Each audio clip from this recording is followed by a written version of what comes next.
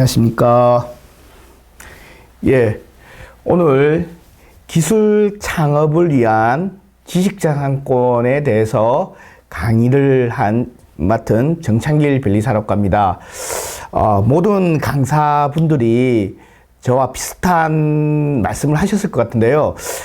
이렇게 코로나 때문에 이 비대면식으로 강의를 하니까 많이 어색합니다. 어색하지만은 여러분께서 마치 앞에 있는 것처럼 생각하고 이 카메라가 여러분이라고 생각하고 좀 강의를 하도록 하겠습니다. 중간중간에 질문이 있으면 이 채팅창을 통해서 질문 주시면 제가 적절히 답변을 하도록 하겠습니다.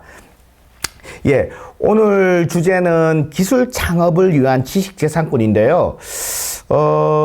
제가 일단 생각하기에 기술 창업, 단순 창업이 아닌 기술 창업 하시는 분들한테 지식재산권이 무슨 의미가 있을까? 그리고 기술 창업을 하시는 분들이 지식재산권을 왜 획득해야 되고, 필요로 하면 무엇 때문에 필요로 해야 되며, 그거에 대해서, 어떤 관점에서 봐야 될지, 이런 부분에 대해서 제가 좀 말씀을 드리고자 합니다. 단순 창업하시는 분들은, 생계형 창업하시는 분과 틀리게 기술 창업하시는 분들은 특허권을 많이 내실 겁니다. 근데 그 기술 창업하시는 분들이 왜 특허권을 내는지 한 번 정도 궁금하실 거라고 생각을 해요. 주변 동료가 뭐 특허권을 내니까, 또는 특허권을 내야 되니까, 이런 식으로 생각하실 건데요. 이번 강의를 통해서 한번 그거에 대해서 점검 한번 해보는 시간을 가졌으면 좋겠습니다. 저는 특허법인에서 오랫동안 일했고요. 그 전에 이제 특허법인에 있을 때는 외국계 기업을 좀 많이 대리를 했습니다. 그리고 각 대학교를 많이 대리했고요. 그리고 여기 한국발명진흥회에 오기 전에는 삼성중공업에서 특허를 관리했습니다. 그리고 지금은 한국발명진흥회에서 책임 전문위원으로서 일하고 있습니다. 그러면 앞서 말씀드린 거와 같이 왜 창업자에게 특허가 필요한가 하고, 그러면 창업자에게 특허가 필요하다고 판단이 섰으면 창업자가 알아야 할 특허 관점은 무엇인지, 이거에 대해서 제가 크게 두 가지 이 주제에 대해서 강의를 진행하도록 하겠습니다. 앞서 두 개의 주제를 말씀드리기 전에 지식재산권의 종류부터 말씀을 드릴게요. 일반적으로 지식재산권은 앞에 재산권이라는 말이 붙었죠. 말 그대로 재산입니다. 재산. 어떤 물건에 대한 나의 재산처럼 지식에 대한 재산권이에요. 그러면 국가에서 누구에게 어떤 사유재산, 권리와 의무를 주려면 반드시 법률에 의해서 줘야 되겠죠. 그러면 지식재산권이라는 권리가 생기려면 반드시 그에 합당하는 법률이 있습니다. 그러면 국가에서 인정하는 그런 지식재산권은 크게 산업재산권과 저작권과 신지식재산권이 있습니다. 산업재산권은 여러분이 아시는 오늘 강의의 큰 주제인 특허권, 그 다음에 실용신앙권, 디자인권, 상표권이 있고요. 그 다음에 저작권, 신지식재산권이 있습니다. 그러면 이런 권리들은 어떻겠습니까? 각각의 이 권리들을 규율하는 법률이 있겠죠.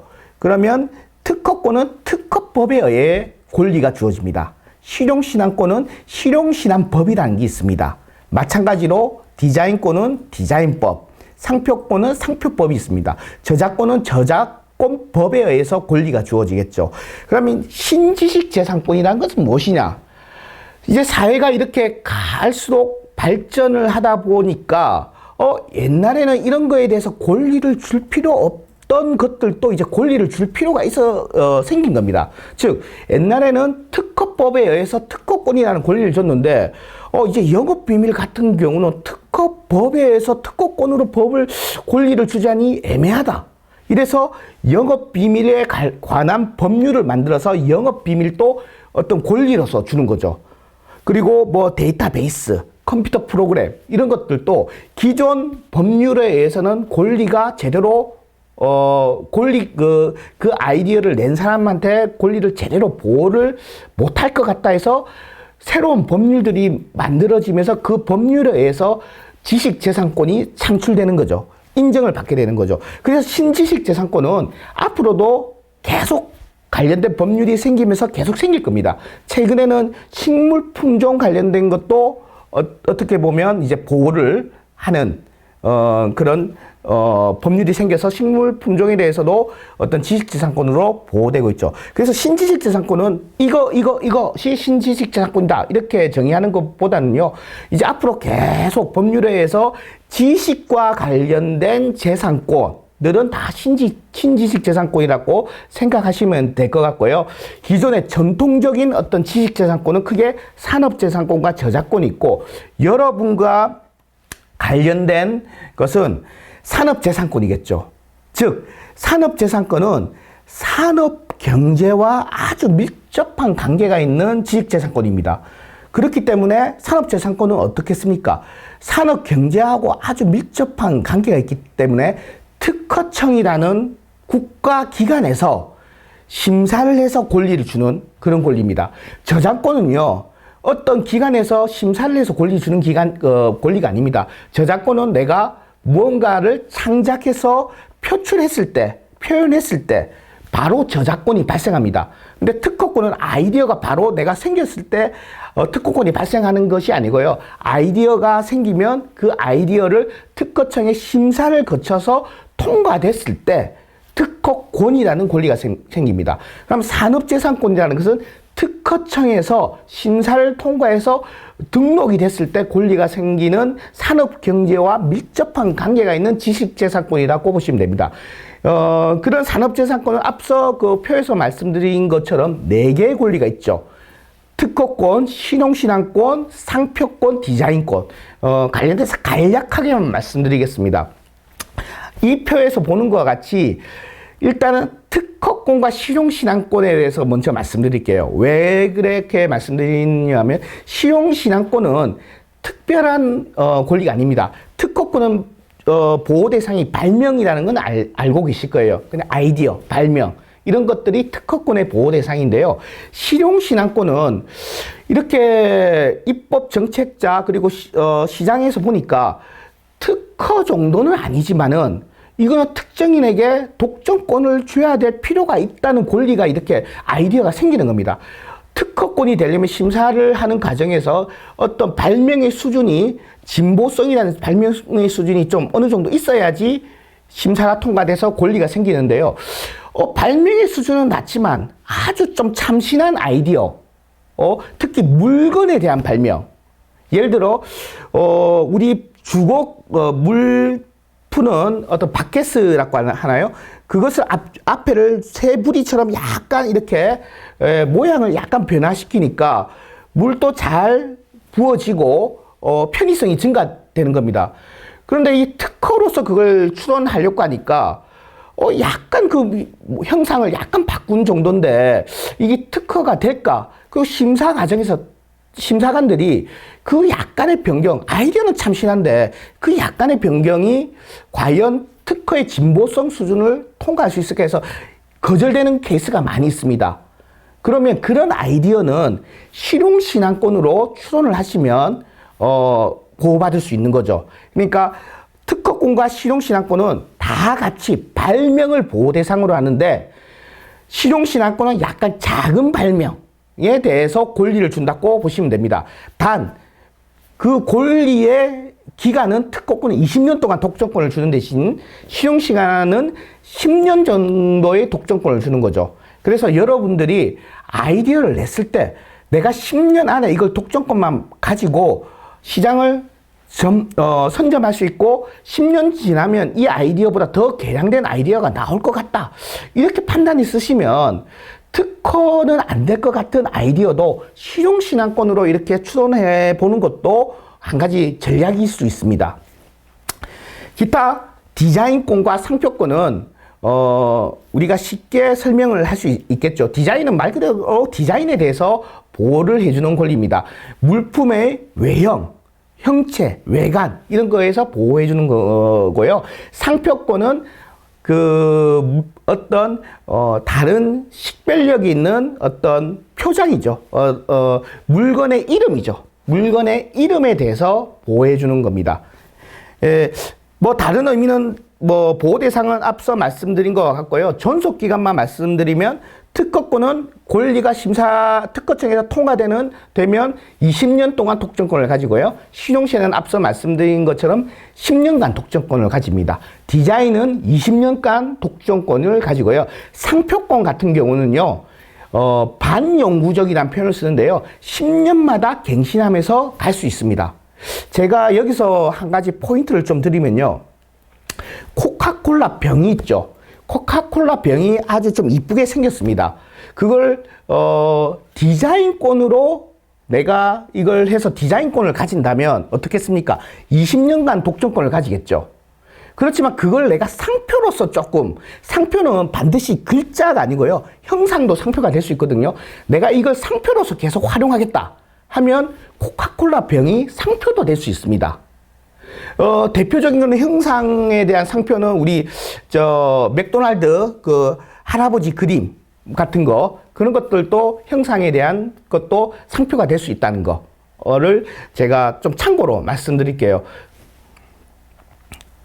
자, 그러면 이 앞서 말한 산업재산권은 내가 하나의 아이디어가 있으면 하나의 물건 속에는 하나의 산업재산권이 있다. 이거는 편견입니다.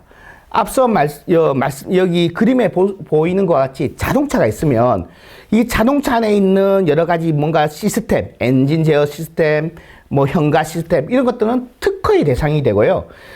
자동차에 있는 백밀러, 컵 홀더 이런 것들은 실용신안의 대상이 됩니다. 물론 백밀러가 특허의 대상도 될 수 있습니다.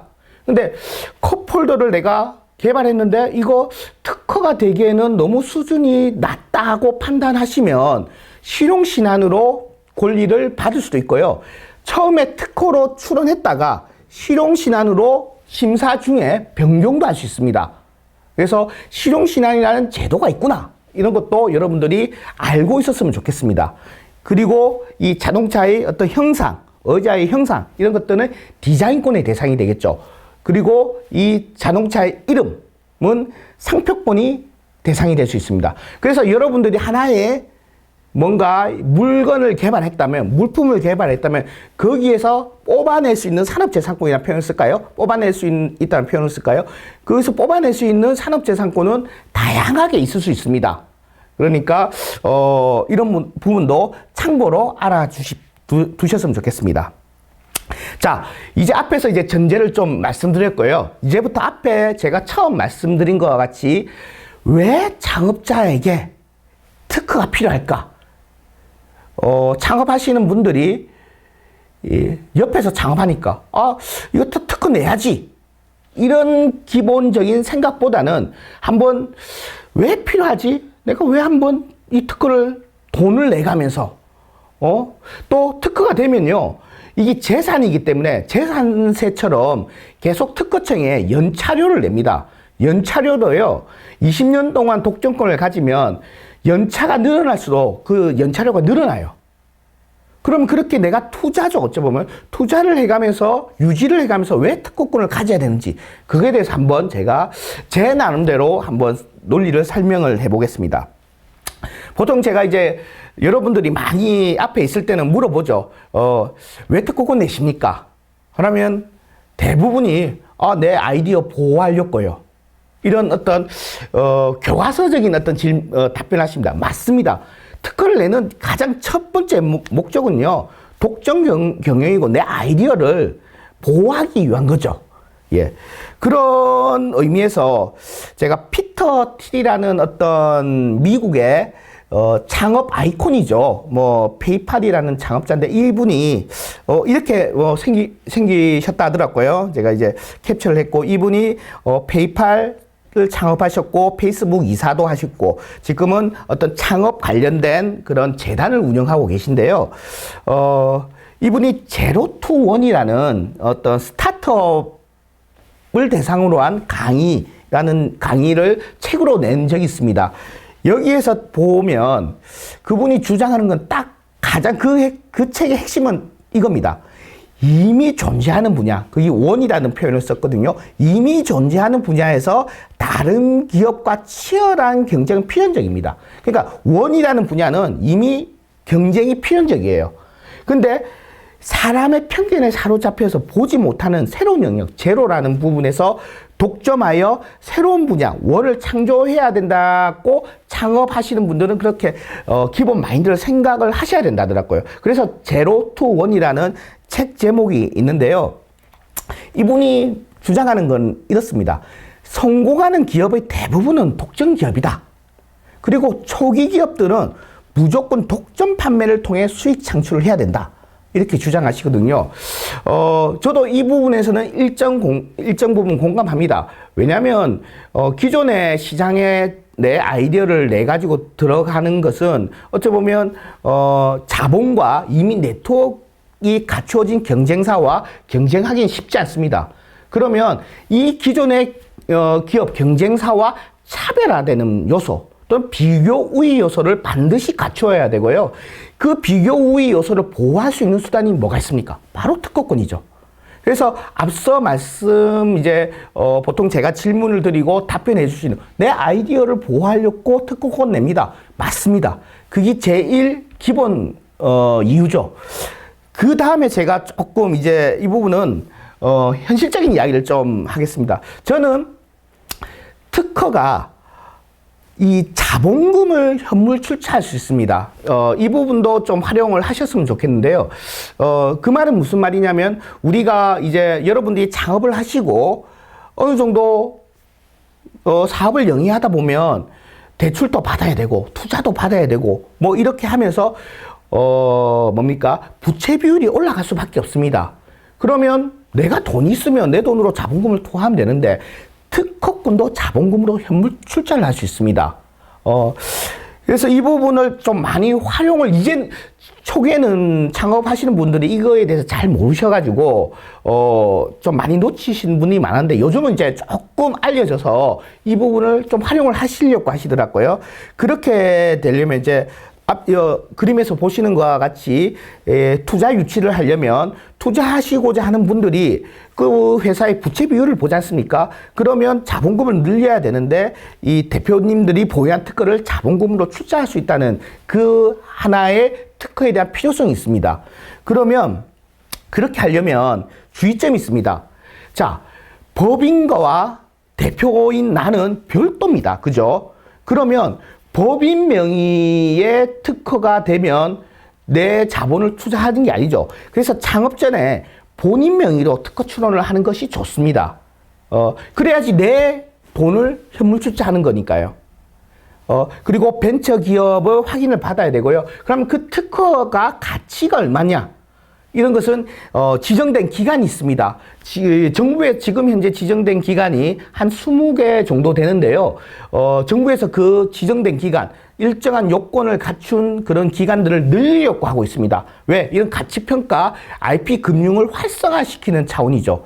그래서 대표님들 중에 일부분은 내 아는 특허 사무소에서 이 가치평가 받았는데 내 아는 감정평가사 통해서 받았는데 그것은 국가에서 지정된 기간이 아닙니다.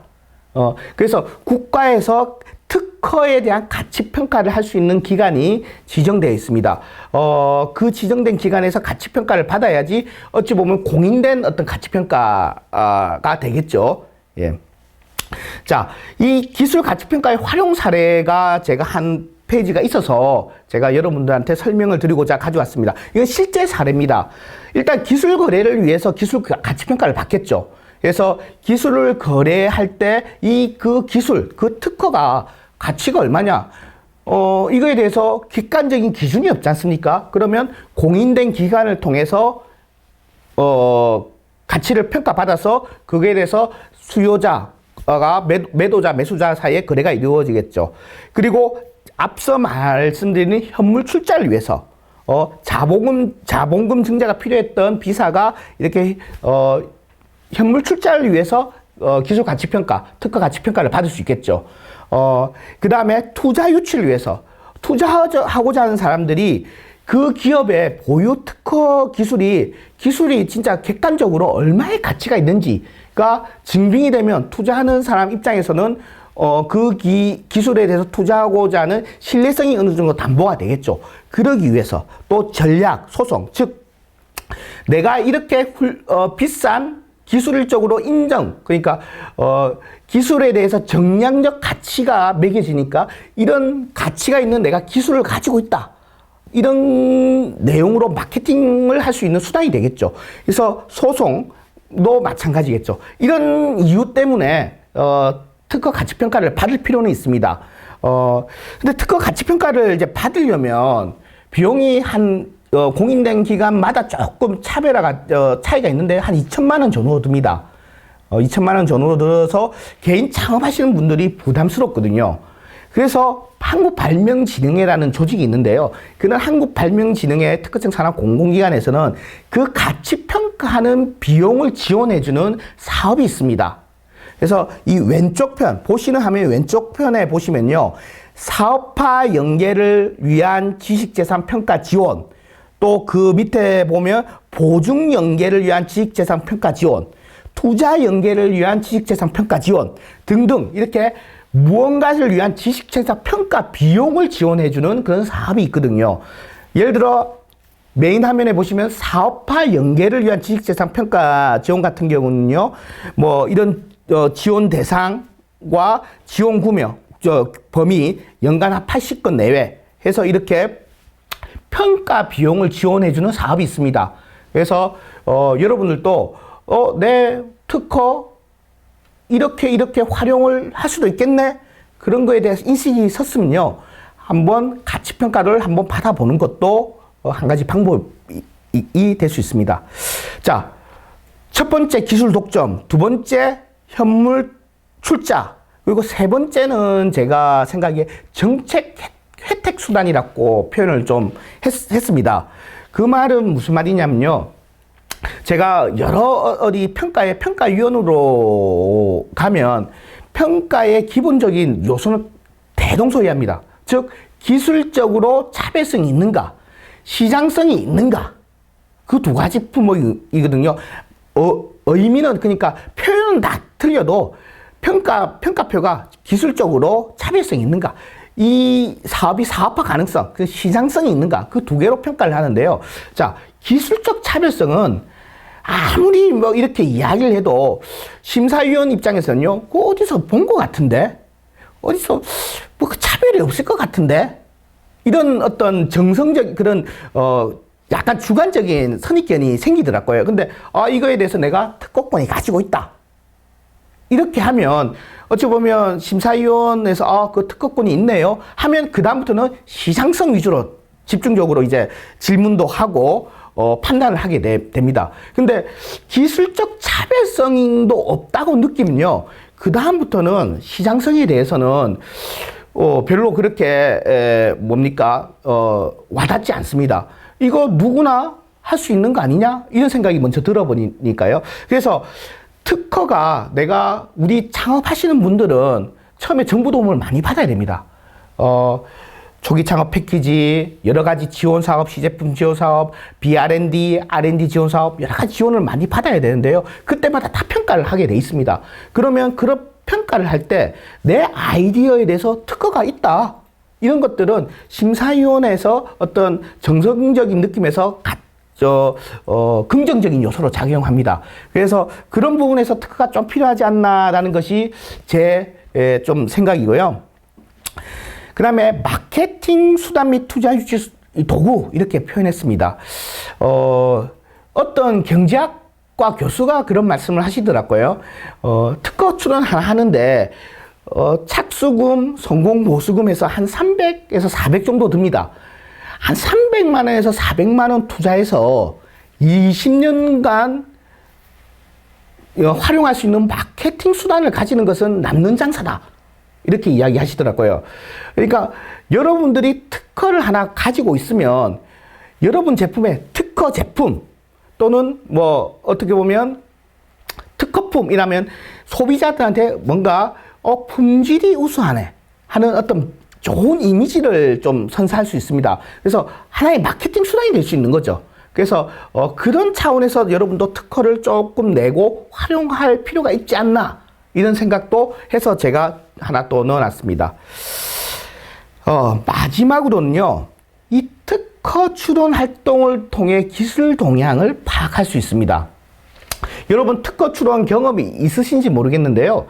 대부분 저한테도 이제 특허 아이디어 상담을 해오시는 분들이요, 자기 아이디어는 세계 최초고 진짜 이 아이디어 진짜 대단하다 이렇게 오시는 분이 참 많거든요. 많은데 이제 거기에서 특허에 대해서 특허 동향 보사, 이제 선행기술 조사라고 하죠. 그걸 해보면 그 대표님도 깜짝 놀랍니다. 내 아이디어가 유사한 것도 꽤 있네요. 그러면 그 아이디어를 보고 개량 발명을 할 수 있는 겁니다. 그러니까 여러분들이 내가 아이디어를 내고 기술 개발을 하더라도 이 기술 개발이 유사하게 하고 있는지 다른 경쟁사가, 또는 혹시 이미 개발돼서 누군가의 특허권이 되어 있지 않은지, 이런 것들은 비전문가가 알 수가 없습니다. 그럼 특허 출원 활동을 통해서 내 아이디어가 지금 진짜 원천 기술이고 어떤 그 기술 분야에서 선도하는 기업인지, 선도하는 아이디어인지, 아니면 기존 아이디어가 이미 특허가 되어 있고 이미 기술화가 다 사업화가 되어 있는 아이디어인지는 여러분들이 인터넷을 찾아보고 할 수도 있겠지만 특허 데이터만큼 잘 되어 있는 정보는 없습니다. 특허가 거의 몇십억 개가 DB가 되어 있거든요. 그런 것들을 검색을 해 가는 와중에서 내 기술의 어떤 수준도 파악할 수 있습니다. 그래서 이런 특허 출원 활동을 통해 내 기술 수준, 기술 동향, 내 기술 수준을 파악할 수 있습니다. 그런 사업 중에 하나가요, 특허 동향 분석이라는 일반적으로 특허 맵이라고 하거든요. 이 지금 강의를 들으시고 계신 분들 중에는 알고 계실 수도 있습니다. 특허 동향 분석을 정부에서 지원해주는 사업이 있습니다. 대표적으로 IP 나래라는 사업도 있고요. 그 IP 나래 사업 같은 경우를 간략하게 말씀드리면 한 2,300만 원짜리 사업인데요. 2,300만 원인데 정부가 70%를 지원하고 30%는 이제 기업 부담금인데 그중에 15%는 현물입니다. 그래서 실질적으로 한 15%의 현금, 한 300만 원 정도의 현금 부담을 가지는데, 그게 선정이 되면요, 그 아이템에 대해서 기술 동향 분석을 싹 다 해줍니다. 특허 DB, 이 특허 정보를 통해서.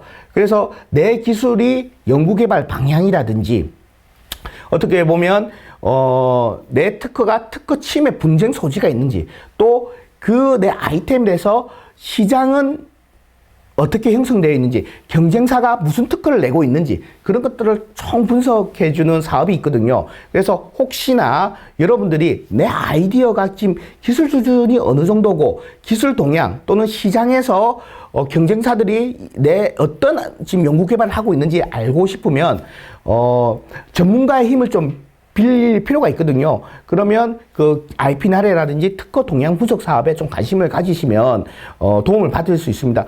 3개월 동안 특허 사무소가 용역을 붙어가지고요, 대표님하고 특허 용역사, 그리고 그 공공기관 3자가 8번 이상의 미팅을 하면서 최종 보고서 하나를 만드는 그런 사업이니까요. 혹시 내 아이디어 기술 수준 동향 좀 알고 싶다 하면 그 사업도 좀 관심을 가지고 연 2회에 걸쳐서 공고를 하거든요. 2월달, 6월달 공고를 하고, 부산 지역 같은 경우는 한 60건에서 50건에서 60건 정도 부산 지역 창업자들을 대상으로 지원하니까 그것도 한번 관심을 가져줬으면 좋겠습니다. 그래서 다시 정리하면, 내가 특허를 그냥 옆에 대표님, 옆에 회사가 내니까, 그리고 내 아이디어 뭔가 보호를 해야 되니까, 이렇게 보다는요, 앞서 말씀드린 내 아이디어를 기술을 보호할 수 있는 수단, 두 번째, 자본금으로 현물 출사할 수도 있구나. 세 번째, 정책 혜택 수단, 그러니까 어떤 여러 가지 정부 지원 사업에 지원할 때 그거에 대해서는 가점 요인, 그리고 네 번째 마케팅 수단, 마지막으로 이런 특허 출원 활동을 하면서 기술 동향을 파악할 수 있는 어떤 수단, 이런 거. 그 외에 뭐 여러 가지 필요성이 있겠는데요. 제가 볼 때는 이 5가지 정도가 필요하지 않나, 필요성을 좀 느껴야 되지 않나라고 저는 생각합니다. 그리고 이제 추가적으로 하나 정도만 더 여기 강의는 없는데요. 저는 6번째 하면 지금 시대상이라고 봅니다. 지금 시대적 상이요. 특허에 대해서 이제 기술을 제대로 보호해 주려는 그런 시대적 분위기입니다. 미국이란 나라가 어떻게 보면 지식재산권의 가장 선두 나라거든요. 그러니까 미국 중심의 세계 경제 구조에서는요, 각국 나라가 특허에 대해서 정책적으로 지원을 하고, 특허를 활성화시킬 수밖에 없습니다. 실질적으로 제가 변리사를 10년 이상 했지만요, 이런 특허 강의라든지 대학에서조차 이런 지식재산권 강의가 이렇게 개설되면서 강의하는 것이 불과 4, 5년? 밖에 안 됐습니다. 그전에는, 마케팅이라든지, 어떻게 보면 제품 뭐 개발이라든지 이런 쪽에 강의가 많았지, 특허? 이런 강의는 별로 없었거든요. 그만큼 정부에서, 이 특허에 대해서 이제 활성화시키려고 하고 있다는, 시대적 흐름이라는 거죠. 그 시대적 흐름에 내가 창업을 하는 입장에서 편승을 해야 된다, 이겁니다. 그러면, 정부가 지금 앞으로 해야 될 것이, 하고자 하는 것이 뭐냐면, 특허를 통해서 담보 대출을 받게 하는 그걸 IP 금융이라는데요. 그걸 아마 계속 활성화시킬 겁니다. 기존에 담보를 하면, 어떤 유체동산, 부동산이라든지, 이런 걸 통해서 담보를, 대출을 받아야 되지 않습니까? 근데 정부가 정책적으로 이런 지식재산권을 담보를 해서, 은행에서 대출을 받을 수 있도록 계속 정책적으로 하고 있습니다. 지금은 눈에 피부로 와닿지는 않을 거지만, 언젠가는 이 지식재산권으로 담보를 해서 대출을 받는 것이, 당연한 시대가 오지 않을까라는 게 제 개인적인 판단입니다. 시대는 엄청 빠르게, 변하고 있고요. 그 변화의 중심에 아쉽지만 우리나라는 정부 주도입니다. 민간이 뭐 주도해서 시장이 변경돼야 되지만 우리나라는 아직 민간 중심보다는 정부 주도니까 정부가 이렇게 가고자 하는 방향이 어찌 보면 이렇게 현실화되는 케이스를 저는 많이 봐서요. 정부가 지금 IP 금융에 대해서 엄청나게 활성화시키려고 노력을 하고 있거든요. 그런 정책들도 계속 내고 있고, 그러면 여러분도 그런 시대적 상황에 타서 IP, 즉 특허에 대해서 너무 소홀하시면 안 될 것 같습니다. 그렇다고 해서요, 특허 우선주의로 가시면 또 절대 안 됩니다. 어느 대표님이 항상 이제, 저하고 상담하면 제 특허 20 몇 개 있어요. 아이템 하나에. 저는 초기 창업하시는 분들이 아이템 하나에 그렇게 특허를 그냥 많이 숫자로 채우는 건 아닌 것 같습니다. 미국 같은 경우는요, 특허에 대해서 이미 시장이 형성이 돼 있어요. 그래서 어느 한 스타트업에 특허가 몇 개 있는 것이 그 기업 가치를 판단하는 그런 어떤, 시장이 형성돼 있습니다. 단순 하나의 스타트업도 구글에 한 3조 원인, 국내에, 3조 원이 넘는 금액으로 인수 합병이 됐거든요. 그 기업이 다른 건 없습니다. 특허가 많아요. 그 아이템에 대해서. 그러니까 미국이나 어찌 보면 그런 지식재산권이 활성화된 나라에서는 특허가 많은 것이 그 기업의 가치입니다. 근데 아직까지는요, 우리 스타트업들이 아직 대기업들이나 주변에서 볼 때 특허가 많아서 그 기업 가치가 있다. 투자사들도 마찬가지죠. 투자하시는 분들도 이 기업 특허가 많네, 투자해야 되겠다. 이런 것은 아직까지 형성이 안 됐다고 지금 현재로서는요. 그거보다는 이 기업이 매출이 있고 소비자 반응이 좋네. 이런 부분이 이제 투자 요소고, 아직까지 우리나라는 더 기업 가치를 평가하는 것 같더라고요.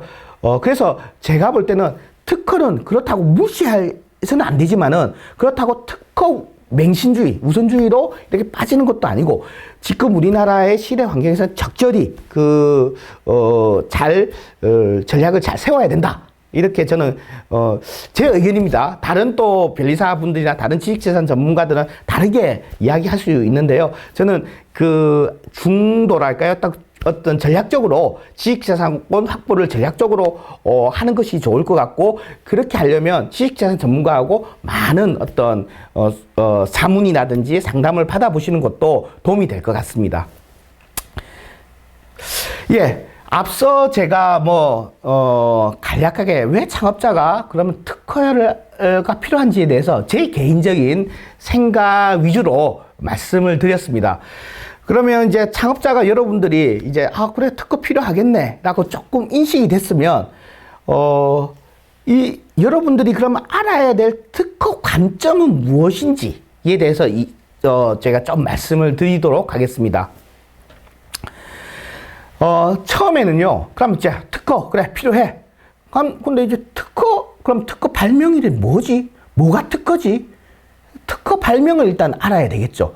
일단 여러분들이 뭔가를 발명을 해야지 그걸 뭐 특허로 내든 뭘 하든 하실 거지 않습니까? 그러면 이 특허 발명이라는 게 뭔지에 대해서 제가 조금 설명을 드리겠습니다. 앞서 제가 말씀드린 것처럼 모든 권리는 법에 의해서 그 권리가 주어집니다. 그러면 특허권은 특허법에 의해서 주어지죠. 그럼 특허법에서 특허 발명이라는 것은 제2조에서 딱 이렇게 정의하고 있습니다. 발명이란 자연 법칙을 이용한 기술적 사상의 창작으로서 고도한 것, 이렇게 법률적인 용어로 이렇게 적혀져 있습니다. 이거 법률 용어 분석하듯이 이렇게 하면 여러분 오히려 산으로 갑니다. 그것보다는 제가 그러면 특허가 아닌 것에 대해서 제가 특허 대상이 아닌 발명에 대해서 제가 좀 설명을 드릴게요. 단순 발견, 이건 특허가 하는 발명이 아닙니다. 예를 들어서 설명하면 마늘에 암을 치료하는 효과가 있네. 이것은 발견입니다. 발견. 마늘에 암을 치료한 효과가 옛날에 또 있었죠. 우리가 지금 이제 막 분석을 해보니까 마늘에 암을 치료한 효능을 이제서 발견을 한 거죠. 그러니까 발견이라는 것은 기존에 있던 것들을 알아차림입니다. 알아차림. 그러면 발견이 발명이 되려면 그 마늘을 이용해서 항암 치료제를 만들면 그 치료제는 특허 대상이 됩니다. 어느 날 지나가다가 이상한 꽃이 있는데 그 꽃 주변에 모기들이 막 죽어 있어요. 그러면 이 꽃이 성분이 모기를 죽이는구나. 이거는 발견이에요. 발명한 게 아닙니다. 그러면 그 꽃을 가지고 에프킬라를 만들었어요. 그럼 그 에프킬라는 발명이 되는 겁니다. 그래서 제가 이 말씀을 왜 드리느냐면요, 진짜 훌륭한 발명들은 발견에서 옵니다. 그래서 뒤에도 잠시 설명을 드릴 건데요. 여러분들이 좋은 발명을 하려면요, 속된 말로 좀 까칠해야 됩니다. 까칠해야 된다는 말이 뭐냐면 잘 관찰을 잘해야 된다 이거죠. 여러분들이 지금 하고 계시는 창업 아이템에 대해서도 관찰을 많이 하셔야 됩니다. 그래서 발견에서 좋은 발명이 온다는 걸 말씀드리고, 단순 발견은 특허의 대상이 아니다 이렇게 말씀드리고요. 그다음 미적 창작물은 특허의 대상이 아니죠. 발명이 아니죠. 그리고 과학 이론, 게임 법칙, 그런 어떤 것들은 발명으로 보지 않습니다. 연애 프로, 오락 프로, 예능 프로 보면 게임 법칙 자기가 하나 개발해가, 이거 내 특허 내야지. 너 특허 냈어? 막 이런 어떤, 농담 섞인 그런, 소리인데요. 이런 어떤 특허에 대한 강의를 잘 모르시는 거죠. 그 게임 법칙이나 이런 놀이 법칙, 수학 법칙, 그 자체는 어떻게 보면 발명의 대상이 아닙니다. 특허권을 낼 수 없는 겁니다. 공소 양속에 위반되는 거, 이것도 예를 들어 설명하면 마약 흡입 기구, 이거 기구를 하나 개발하니까 마약을 1mg만 넣어도 뿅 간다. 그래서 이거 특허 내야지. 이거는 공소 양속에 위반되는 거죠. 마약 흡입 기구 이런 거 유통되고 팔리면 안 되겠죠, 그죠? 그런 것도 특허 대상이 안 됩니다. 그 다음에 제가 조금 말씀드리고 싶은 영업 방법입니다. 영업 방법 그 자체는 특허 대상이 아닙니다. 근데 실질적으로 영업 비즈니스 모델로 사업을 영위하시는 분들이 꽤 있을 겁니다. 그리고 특허를 낼 필요 있고요. 좋은 영업 방법에 대해서 특허를 낼 필요 있습니다. 그래서 특허법에서는 영업 방법 그 자체는 특허의 대상이 아니지만 그 영업 방법이 컴퓨터로 구현되면 그 컴퓨터로 구현되는 그 시스템, 그거는 특허 대상으로 보고 있습니다. 예를 들어 뭐 배달의 민족 같은 경우 내가 뭐 이렇게 배달을 원하는 수요자한테 주문을 받아서 또 그 가장 가까운 어떤 업체한테 그걸 주문을 이렇게 연계시켜주는 그런 어떤 비즈니스 모델을 생각했다. 그러면 특허가 안 되거든요. 그걸 그러면 앱상에서 시스템상으로 어떻게 구현할 건지 그 구현되는 어떤 포인트, 시스템, 그 부분에 특허가 있습니다. 그래서 실질적으로 좋은 영업 방법들은 특허로 될 수도 있으니까요. 어떻게 이 좋은 영업 방법을 특허로서 어떻게 보호할 수 있을지 이거에 대해서는 지식재산 전문가하고 많이 상담을 해보십시오. 그래서 영업 방법 자체는 특허 대상이 아닙니다. 이렇게 제가 설명을 드려서 영업 방법은 특허 안 되네. 이거 특허로 보호될 수 없겠네. 이렇게 그냥 혹시나 이렇게 생각을 하실 분이 있을까봐 제가 그거에 대해서 좀 이렇게 말씀드렸습니다. 이제 발명의 이해를 하는 와중에 제가 이제 여러분들이 이제 특허를 내려면 발명을 해야 되지 않습니까? 그래서 앞서 잠시 말씀드렸잖아요. 이 발명을 그럼 어떻게 하지? 이렇게 제가 감히 여러 가지 발명 기법이 있거든요. 여러 가지 발명 기법에 제가 좀 설명드리는 것은 한 가지인데요.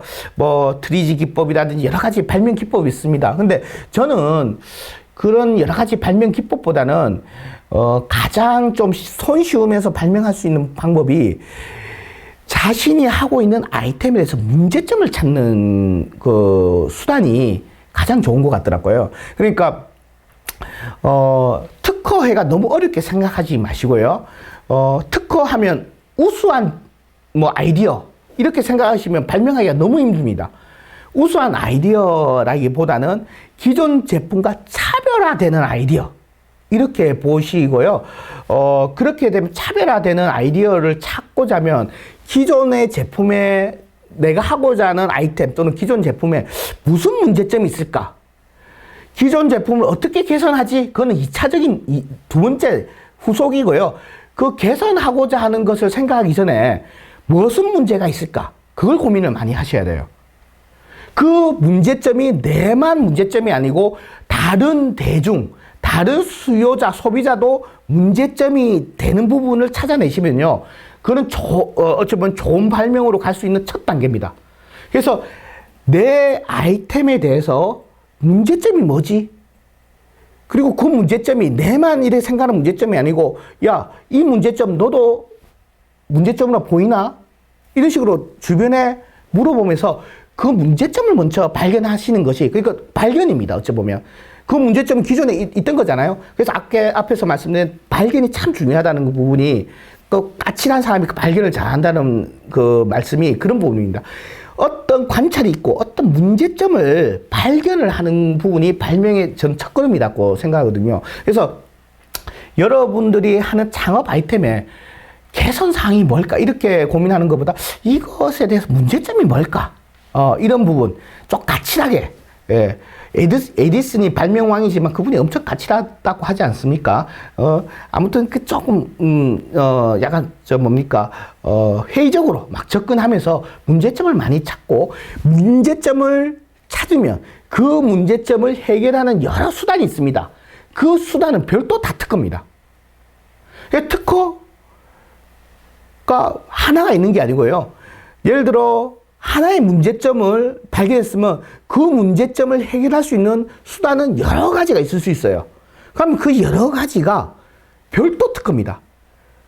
그러면 이제 외국 같은 IP를 중요하게 생각하는 나라, 그리고 우리나라 대기업 같은 경우는요, 문제점이 있으면 그 문제점을 해결하는 진짜 최적의 어떤 하나의 수단, 그 수단을 특허를 내고요. 다른 수단들도 특허를 냅니다. 이걸 방어 특허라고 하는데요. 이 문제점에 대해서 내는 수단이 아이디어가 좋으면요. 경쟁사도 그걸 하고 싶잖아요. 하고 싶으면 그 문제점을 해결하기 위한 다른 수단에 대해서 저들이 특허를 내고 저들이 그쪽으로 이렇게 시장 진입을 할 수 있거든요. 보통 이런 경쟁사들이 그렇게 하는 전략을 회피 전략이라고 합니다.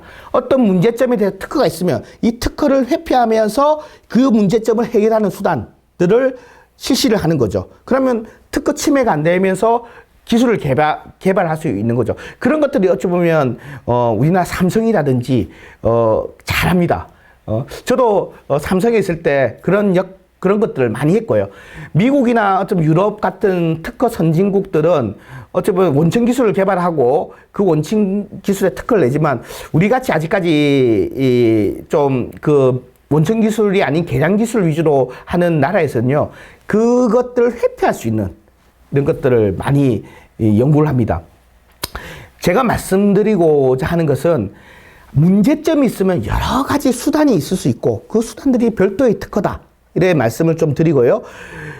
그 부분에서 내가 이 아이디어를 제대로 보호하고 싶다. 이러면 그 여러 가지 수단을 다 특허를 이렇게 하는 것도 한 가지 전략일 수도 있겠죠.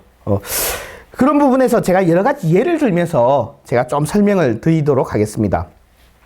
자, 이 옆에 그림과 같이, 해지 장치가 후크인데요. 해지 장치가 잘 열리는 문제점이 있어요. 그럼 우리나라는 문화가 이렇죠. 야, 현장에서, 야, 이거 잘 열리니까 조심조심 사용해. 이런 것이 우리나라 문화입니다. 근데 조금 이거에 대해서 문제점을 발견하고자 하는 그런 어떤, 습관을 가진 친구는요, 이거 문제 있네. 이거 해결하자. 이렇게 접근을 하는 거죠. 그러니까 여러분들이 뭔가에 대해서 자꾸 문제점을 발견하고, 그렇다고 해서 인간적인 관계에서 다른 사람의 어떤 인간적인 문제점을 발견하는 건 아닙니다. 그러면 조금 인간적인, 좀 문제가 있겠죠. 그런 사람의 문제점이 아니고 어떤 현상이라든지 물건에 대한 문제점을 이렇게 발견을 하는 습관을 들이면요. 이거 문제점이 있네. 그래서 안전 내발을 이렇게 개발하자 해서 특허를 낼 수 있는 거죠. 그러면 이 해지 장치가 열리는 것을 해결할 수 있는 수단은 이 안전 내발 말고도 또 다른 방법이 있습니다. 그건 또 별도 특허가 될 수 있다는 거죠. 그리고 이 안전 내바가 있으면 특허로도 보호될 수 있고 그거에 대해서 실용신안도 특허까지는 안 될 것 같다면 실용신안도 할 수도 있습니다. 특허 실용신안도 안 될 것 같다면 그 형상을 디자인으로 보호될 수 있어요. 디자인은 실용신안보다 더 권리가 잘 나옵니다. 그리고 내가 볼 때는 이 안전내바의 형상뿐만 아니고 이 안전내바의 재질, 이 특이하다 하면 그 재질, 그 안전내바를 만드는 제조 방법도 별도 특허가 낼 수 있고요. 그래서 하나의 아이템에 대해서 특허가 낼 수 있는 방법도 여러 가지 있습니다. 하나의 물건을 발명하면요, 그 물건 그 자체도 특허지만은 그 물건을 만드는 제조 방법도 별도 특허입니다. 그렇게 이해해 주시고요. 이거는 좀 웃자고 하는 예인데요. 보통 비가 오면 우산을 써도 신발이 많이 젖습니다. 그럼 우리나라의 문화는 어떻습니까? 저부터 그렇죠. 비 오는 날은 신발 안 젖도록 조심해야 되겠다. 이런 어떤 문화인데요.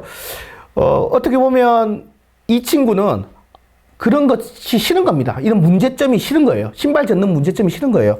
그래서 비가 올 때 신발이 젖지 않으면 좋겠다는 어떤 문제점을 발견하고 그 문제점을 그냥 용인하기보다는 이걸 해결하고 싶다 하고 생각을 하신 겁니다.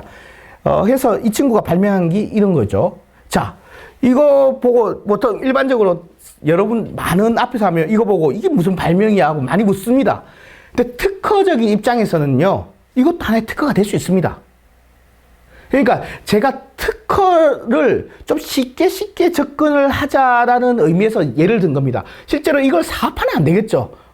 특허가 무조건 사업화된다. 이것도 편견입니다. 많은 특허가 사업화 안 되고 사장되는 비율이 훨 더 많습니다. 근데 특허 내는 그 자체는 그 어려운 행위가 아니다는 걸 제가 좀 설명을 드리고자 이런 내용도요. 이런 사례도 제가 설명을 드리고요. 그러면 이렇게 뭐 실제로는 이렇게 사업화는 됐다 하더라고요. 사업화 됐는데 제가 말씀드리고자 하는 것은 어떤 문제점이 있으면 그 문제점을 해결하는 아주 단순한 생각도 발명이고 그 발명이 특허의 대상이다. 이렇게 조금 특허를 너무 어려워. 특허 어떻게 하지?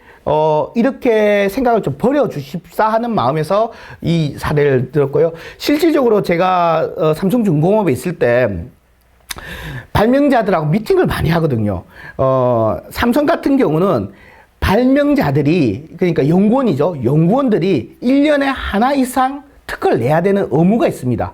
그게 자기의 성과로 이제 잡혀 있어요. 근데 대부분 연구원들이 저한테 와서 특허 어떻게 내요? 힘들어요. 막 이렇게 많이 질문을 하시거든요. 근데 이런 설명을 하고 나면 연구원들이 1년에 특허를 대여섯 개씩 내요. 심지어는 1년에 40몇 개씩 내는 연구원도 있습니다. 발명왕 이렇게 또 수상도 하고요. 그래서 특허라는 것을 너무 어렵게 접근하면 진짜 뭐 혁신적인 아이디어가 특허지 이렇게 접근하면요 특허 내기가 너무 어렵거든요. 그래서 조금 쉽게 접근하자 이런 취지에서 너무 단순한 이렇게 극단적인 예를 좀 설명드렸고요. 이것도 뭐 예입니다. 보통 옛날에 내비게이션을 차량 위에 이렇게 부착을 시켰죠. 그러면 차량 위에 부착을 시키니까 시야도 가리고 시야도 가리고 차량에 흠집도 생기고 별로 그런 안 좋은 점이 있습니다. 불편함이 있습니다. 그런데 우리나라 문화는 불편함을 좀 참는 문화지 않습니까?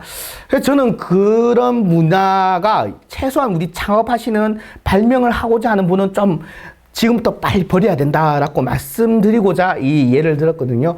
저부터 그렇습니다. 그 불편함이 있으면 운전할 때 조심해야 되지. 이런데 이분은 너무 불편해. 그래서 뭐 이런 식으로 밑에 카메라 카세트 지금은 요즘 차는 없는데요. 옛날 사례지만은 이런 카메라 카세트 투입구에 이렇게 내비게이션을 넣어버리자 이런 발명도 하고 했다고 합니다. 그래서 이런 것들을 제가 말씀드리는 이유는요. 여러분들이 첫째 뭔가에 대해서 문제점을 이렇게 좀 찾아보는 문제점을 관찰하고 발견하는 그런 조금 습관을 들이고 그 문제점을 해결하고자 하는 각각 수단들이 각각 별도의 특허다. 그래서 두 번째는 특허가 그렇게 너무 동떨어지는 그런 어떤 활동이 아니다. 이런 걸 좀 말씀드리고자 설명을 드렸습니다. 그럼 앞에서 이제 특허 발명에 대해서 이제 말씀드린 거예요. 여러분들이 이제 그런 어떤 문제점을 발견하고 내가 특허 발명을 하나 했습니다. 특허 발명을 이제 했으면 제가 이 강의를 듣고 내가 여러 가지 내 제품에 대해서 문제점을 고민하다 그 문제점은요 밥 먹다 갑자기 생각날 수도 있고요. 그 습관만 있으면 뭐 내가 이렇게 막 있다가 생각이 안 나요. 밥 먹다가 생각나든지 친구하고 뭐 축구 게임 하다가 갑자기 생각나든지 그렇습니다. 그 문제점이라는 것은 그러면 그 문제점을 발견을 했으면 그걸 개선하기 위한 수단을 찾았을 거고 그러면 그게 발명을 한 건데요. 그 다음 단계는 뭘까요? 그 발명이 특허가 될 수 있는지 이 내하고 똑같은 생각을 50억 인구가 할 수도 있지 않습니까? 그거에 대해서 사전 조사를 해야 되겠죠. 그게 앞서 말씀드린 특허 동향 분석, 선행기술조사, 보고서, 선행기술조사 이런 것들입니다. 그래서 특허가 되려면요. 세 가지 크게 요건을 만족해야 되는데요. 앞서 말씀드린 것처럼 특허가 되려면 국가기관인 특허청의 심사를 통과해야지 권리가 주어지지 않습니까? 그러면 특허청에서 심사를 할 때 크게 세 가지를 봅니다. 일단 이 아이디어가 가장 먼저 추론했느냐. 그걸 선출원주의라고 하는데요. 이걸 누가 먼저 발명했느냐는 안 봅니다. 심사의 안정성을 위해서요. 나중에 뒤에 출연한 사람이 이건 내가 먼저 발명했는데 그러면 누가 발명 선으로 했는지 막 따져야 되는 게 너무 힘드니까 나 그런 거 안 본다. 누가 발명했는지 모른다. 먼저 출연한 사람한테 권리를 주겠다. 이게 선출원주의고요. 그래서 의외로 이런 케이스도 좀 있습니다. 그래서 내 아이디어가 먼저 생기면요. 아이디어에서 내가 발명했으면 빨리 추론을 해야 되는 것도 한 가지 팁이고요. 그 추론하기 전에는 절대 비밀로 해야 됩니다. 그거에 대해서는 뒤에 좀 더 설명을 드릴게요. 그 다음에 두 번째 요건은 내가 추론하는 그 시점을 기준으로 앞에 공개가 되지 않았어야 됩니다. 그걸 신규성이라고 합니다. 이 신규성은요, 대부분 자기가 실수로 해서 신규성이 날아갑니다. 즉 무슨 말이냐면, 앞서 제가 절대 비밀로 해야 된다고 했죠. 내가 추론할 때, 추론하기 전에 내 아이디어를 인터넷에 다 올려요. 그 교수 같은 경우는 논문을 이미 다 발표해요. 그리고 기업체 같은 경우는요, 추론하기 전에 카탈로그로 해서 막 배포를 해버려요. 그러면 내가 그 공개한 행위 때문에 특허가 거절됩니다. 실질적으로 제가 대기업도 그런 실수를 많이 합니다. 실질적으로 제가 대기업에 있을 때, 큰 분쟁이 붙었어요. 미국에 있는, 분쟁, 회사하고 삼성하고 분쟁이 붙었는데 그 회사가 특허가 완벽했어요. 그래서 우리가 로얄티로 드릴십 한 척당 로얄티로 거의 몇백만 불을 줘야 되는 상황이었어요. 근데 그 특허를 우리가 죽였습니다. 어떻게 죽였냐면 그 기업이 대기업인데도 그 미국 회사가 다국적 기업인데도 그 추론하기 전에 카탈로그로 제작을 해서 배포한 거예요. 그래서 다행히 그 카탈로그를 우리가 입수해가지고 야, 너 그거 추론하기 전에 이미 공개되지 않았냐 해서 그 특허가 등록이 됐지만 무효가 됐습니다. 실질적으로 이런 실수는 많이 하니까요. 여러분들이 특허 출원하기 전에 질문 좀 올라오고 있는데 제가 중간에 다시 질문에 대답하도록 하겠습니다. 그렇습니다. 그래서 이런 실수는 기존의 아이디어가 진짜 타인이 내하고 진짜 동일한 아이디어를 하는 케이스는 별로 없습니다. 제가 실무를 해보니까요, 신규성 때문에 거절되는 케이스는 거의 별로 없다. 아이디어는 약간의 차이는 있고, 심사관 입장에서도요, 진짜 동일하지만은, 동일하다고 이렇게 심사 결과를 잘 안 내고요, 약간 차이는 있지만 진보성이 없다라고 해서 거절을 많이 냅니다. 그래서 신규성은 내 행위로 해서 실제로 거절되는 사례는 많고요. 그래서 그런 부분에 대해서 뒤에 설명을 드릴 거니까 그걸 또 방어하는 방법이 있거든요. 그래서 설명을 드릴 거예요. 세 번째, 진보해야 됩니다. 이 내용이 대부분 거절 이유입니다. 그러니까 앞서 말씀드린 것 같이 특허는 기존 출원 전에 있는 어떤 제품 기술보다 개량이 돼야 되거든요. 진보해야 됩니다. 그 진보하는 걸로 거절이 많이 되는데요. 그래서 진보 수준이 좀 낮다 싶으면 특허보다는 시종시한으로 아까 앞서서 출원하는 권리를 확보하는 게 더 낫다고 말씀도 드렸죠. 근데 제가 이게 실무를 해보니까요, 이것도 앞에 특허 발명하고 연관이 되는데요. 문제점을 정확하게 인식하고 그 문제점을 해결하는 식으로 발명을 하신 분들은 이 진보성을 잘 극복을 할 수 있습니다. 즉 무슨 말이냐면, 심사관은 선행기술들을 내고 그 선행기술과 이런 면에서 누구나 생각할 수 있는 거다, 이런 식으로 진보성이 없다 이렇게 내거든요. 근데 대부분 선행기술들을 보면요, 내가 인식한 문제점을 바탕으로 그걸 개량한 것들은 아니에요. 즉 무슨 말이냐면, 진보성이 심사관이 없다고 이렇게 냈을 때 변리사나 그리고 대리해주는 사람은 이제 심사관한테 싸워야 되잖아요. 이거 진보성이 있는 아이디어라고 의견서를 제출하고 반박 의견서를 제출하고 약간 수정 보정을 합니다. 그럼 반박 의견서를 제출할 때 가장 크게 하는 것은 선행기술은 이런 문제점을 인식하지 못했지 않느냐, 그리고 이런 문제점을 인식 못해서 이런 아이디어를 냈고 이런 아이디어를 내서 이런 문제점을 해결해서 이런 효과가 있다, 그래서 선행기술과 차별화가 된다, 진보하다, 이런 식으로 논리를 많이 세우거든요. 그런 논리가 의외로 심사관한테 좀 먹히는 케이스가 많습니다. 그래서 진보성을 없다고 해서 포기할 게 아니고요. 선행기술을 잘 분석을 해야 돼요. 그러면 선행기술이 과연 내 문제점을 바탕으로 이런 개발을 했는지, 그러면 선행기술과 차별화되는 구성요소가 있거든요. 그럼 그 구성요소로 인해서 그 문제점이 해결되고 그 문제점을 해결되면서 이런 효과가 생겼다. 이런 식으로 논리를 접근하면 많이 저는 거의 승소를 많이 했거든요. 그렇게 논리를 접근하려면 여러분 대표님도 발명을 할 때 내가 무슨 문제점으로 해서 이 발명을 하게 됐는지에 대해서 어떤 대리를 해주는 변리사분들한테나 이렇게 잘 인식을 하고 계셔야 됩니다. 제가 중간에 질문에 대해서 답변을 좀 드릴까요? 예. 한 분이요. 특허권이 증가되는 추세인데요. 본인 기술이 우연히 타인의 특허가 된 줄 모르고 사용하다가 나중에 알게 됐습니다. 사용 못하게 되는데요. 미리 특허권 등록 여부를 알 수 있는 방법이 있나요? 예, 이렇게 질문을 주셨는데요. 당연히 있습니다. 특허법에 아까 2조가 발명에 대한 정의인데요. 특허법의 1조가 특허법을 이렇게 만든 목적이 있거든요. 특허법이 왜 누구한테 어찌 보면 특허권이란 독점권을 주는 거잖아요. 우리나라 자유시장 경제 원리에서 누구한테 독점권을 주는 것은 자유시장 경제 원리와 정반대되는 개념이죠.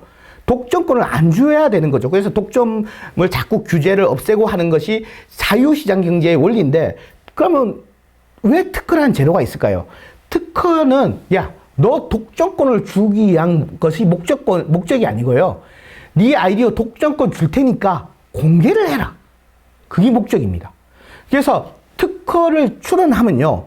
무조건 출원한 날로부터 1년 6개월 되면 자동 공개가 됩니다. 내가 독점권을 공개하기 싫어 하시는 분들은 특허를 내면 안 돼요. 코카콜라 제조 비법 이런 것들은 특허를 안 내잖아요. 그거는 내가 공개를 하기 싫기 때문이에요. 그래서 저는 저한테 상담 오시는 분들한테 무조건 특허를 내라고는 하지 않습니다. 예를 들어 요리 비법 이런 것들은요 특허를 낼 수 있습니다. 근데 요리 비법 이런 것들은 그냥 며느리한테 물려주고 손자한테 물려주고 이제 비밀을 유지함으로 해서 계속 독점권을 유지하는 게 좋아요. 특허는 1년 6개월 있다가 그 아이디어가 공개되게 돼 있습니다. 그러면 내 아이템에 대해서 누군가가 특허가 등록되어 있는지 안 되어 있는지는 앞서 말한 선행기술조사, 키프리스라든지 여러 특허 DB가 있습니다. 특허 DB를 검색을 해봄으로 해서 알 수 있고, 그 검색에 하는 방법은 좀 노하우가 있는데요. 이 자리에서 설명하기는 좀 그렇고요. 다음에 기회 있으면, 이런 강의 기회가 있으면 그런 특허 등록 여부를 검색할 수 있는 검색 방법에 대해서 좀 말씀을 드릴게요. 우리도 네이버에서 뭐가 검색할 때 검색어 쳐놓지 않습니까? 그것처럼 특허 DB도 그 아이템에 대해서 핵심 검색어를 뽑고 그 핵심 검색어를 잘 연산자를 만들어서 그 내 아이디어와 유사한 아이디어가 특허가 등록되어 있는지 또는 뭐 출원되어 있는지를 알 수 있는 수단이 있습니다. 답변이 되었나요? 예. 예. 그래서, 앞서 말한 특허 거절 이유가 대표적인 것이 신규성, 진보성이라는 것이 있는데요.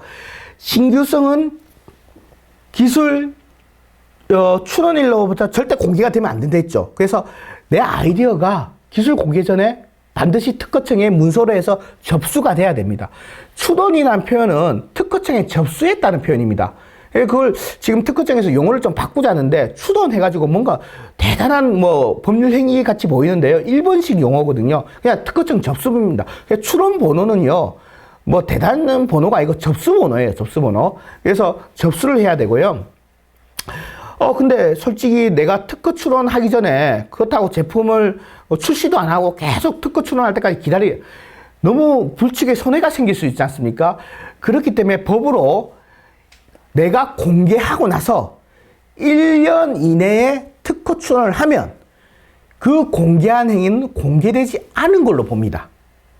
그 법으로 정해져 있습니다. 그걸 공지 예외 주장이라고 하거든요. 그래서 그 부분에 대해서 내가 특허 출원을 할 때는 여러분들이 개인으로 출원하기 힘드니까 변리사 도움을 받을 거예요. 그러면 변리사분들한테 내가 이거 하기 전에 이런 공개 행위를 한 것 같은데 이미 카탈로그를 만들어서 이렇게 배포한 것 같은데 이거 공지 예외 주장해야 되는 거지 않습니까? 라고 물어봐야 되고 일반적으로 변리사가 그런 것들을 역으로 물어볼 겁니다. 혹시 지금 출원하기 전에 공지 행위 한 거 있습니까?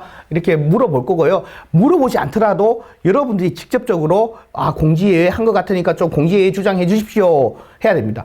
단 공지한 날로부터 1년까지만 그 시간적 그 제약이 있기 때문에요. 1년 안에 특허 출원을 반드시 해야 됩니다. 예. 그리고 뭐 지역적 범위 나와 있는데요. 그 아이디어가 어디 아프리카에 뭐 알려진 아이디어야. 그러면 이미 특허는 안 됩니다. 그러니까 세계 어느 나라에 알려진 아이디어. 혹자는 저한테 상담을 하시는 분이 이거 독일에서 유명한 아이템인데 우리 한국에서 내가 특허권 받을 수 있어요? 안 됩니다.